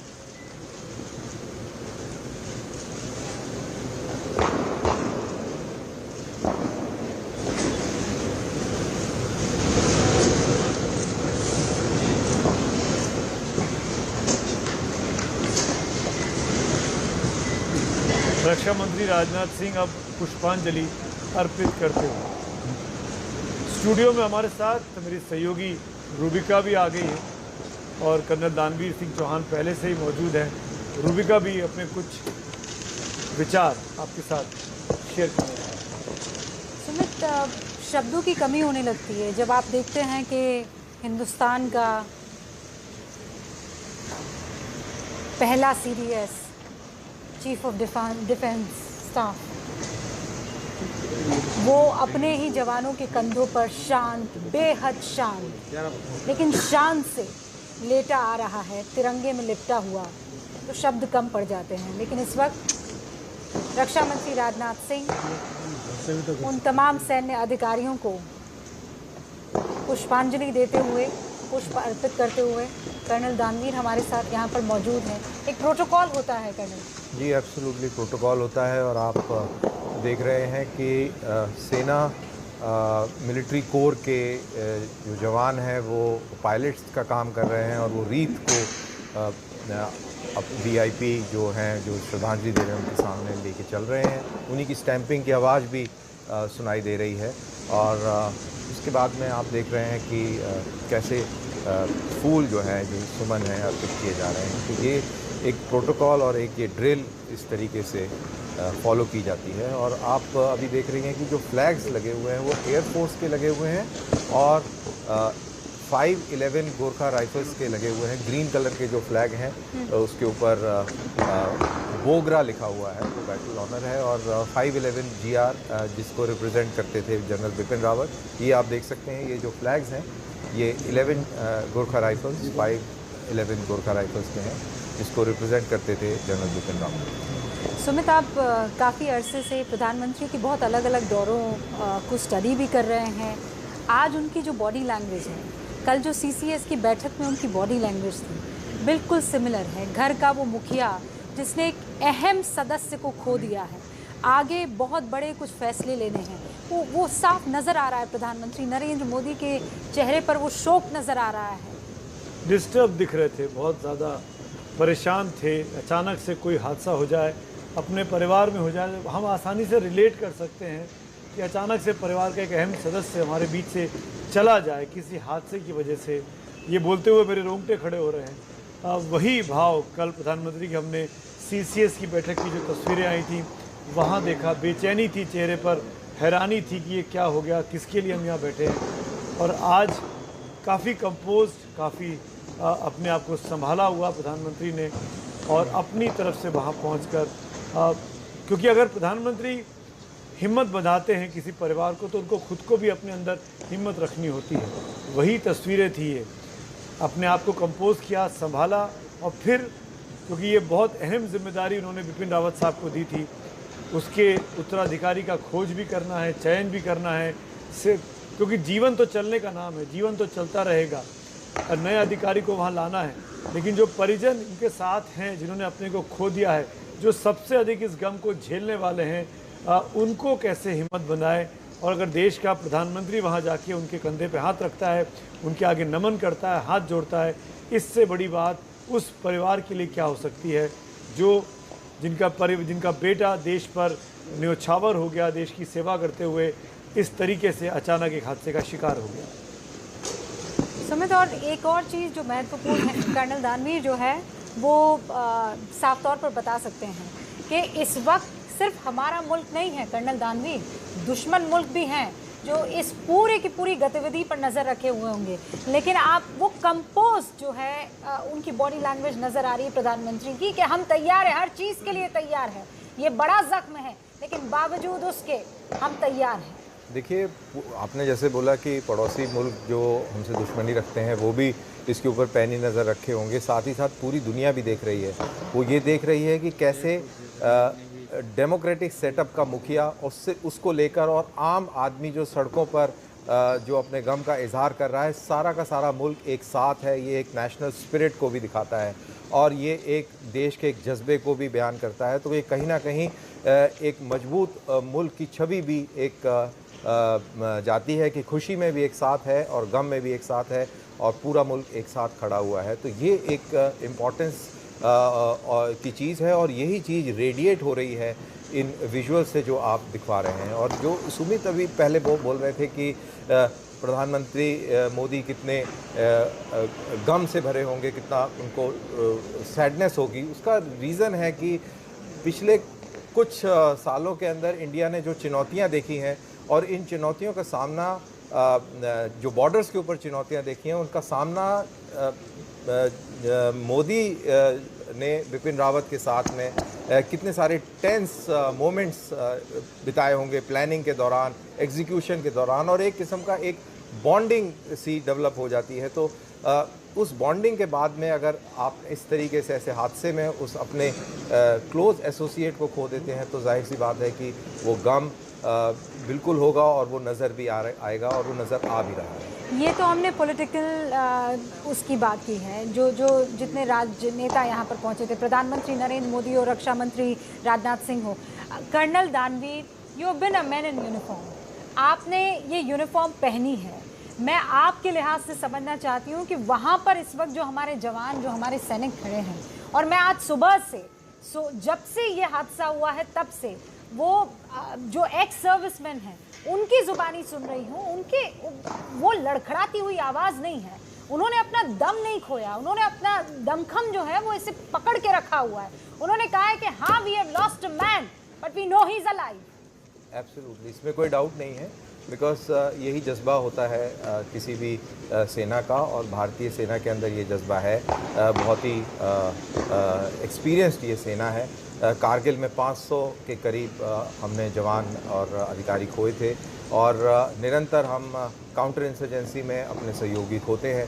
तो ये जो सिलसिला है, ये देश के ऊपर जीवन को निछावर करने का ये एक परंपरा है और सैडनेस तो है ही है। और इसीलिए आप जो कह रही हैं कि वो जो लोगों के जज्बे के अंदर वो नज़र आ रहा था कि हमने असल में खोया नहीं है, ये हमारे बीच है, तो ये एक रियलिटी है, ये आर्म फोर्सेस के एक ट्रेडिशन है, ये उनका कल्चर है। सुमित, जनरल रावत ने कितनी दफ़ा कहा ये बात कि जवान कभी मरते नहीं हैं, हमें we have to lead from the front.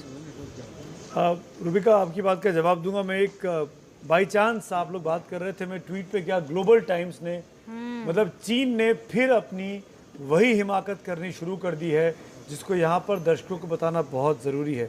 Global times इस दुखद दुर्घटना पर क्या लिखता है, मैं एक बार पढ़ के आपको बताता हूँ। ग्लोबल टाइम्स, बता दूँ पहले, चीन का सरकारी अखबार है, मुखपत्र है चीनी स्टेट का।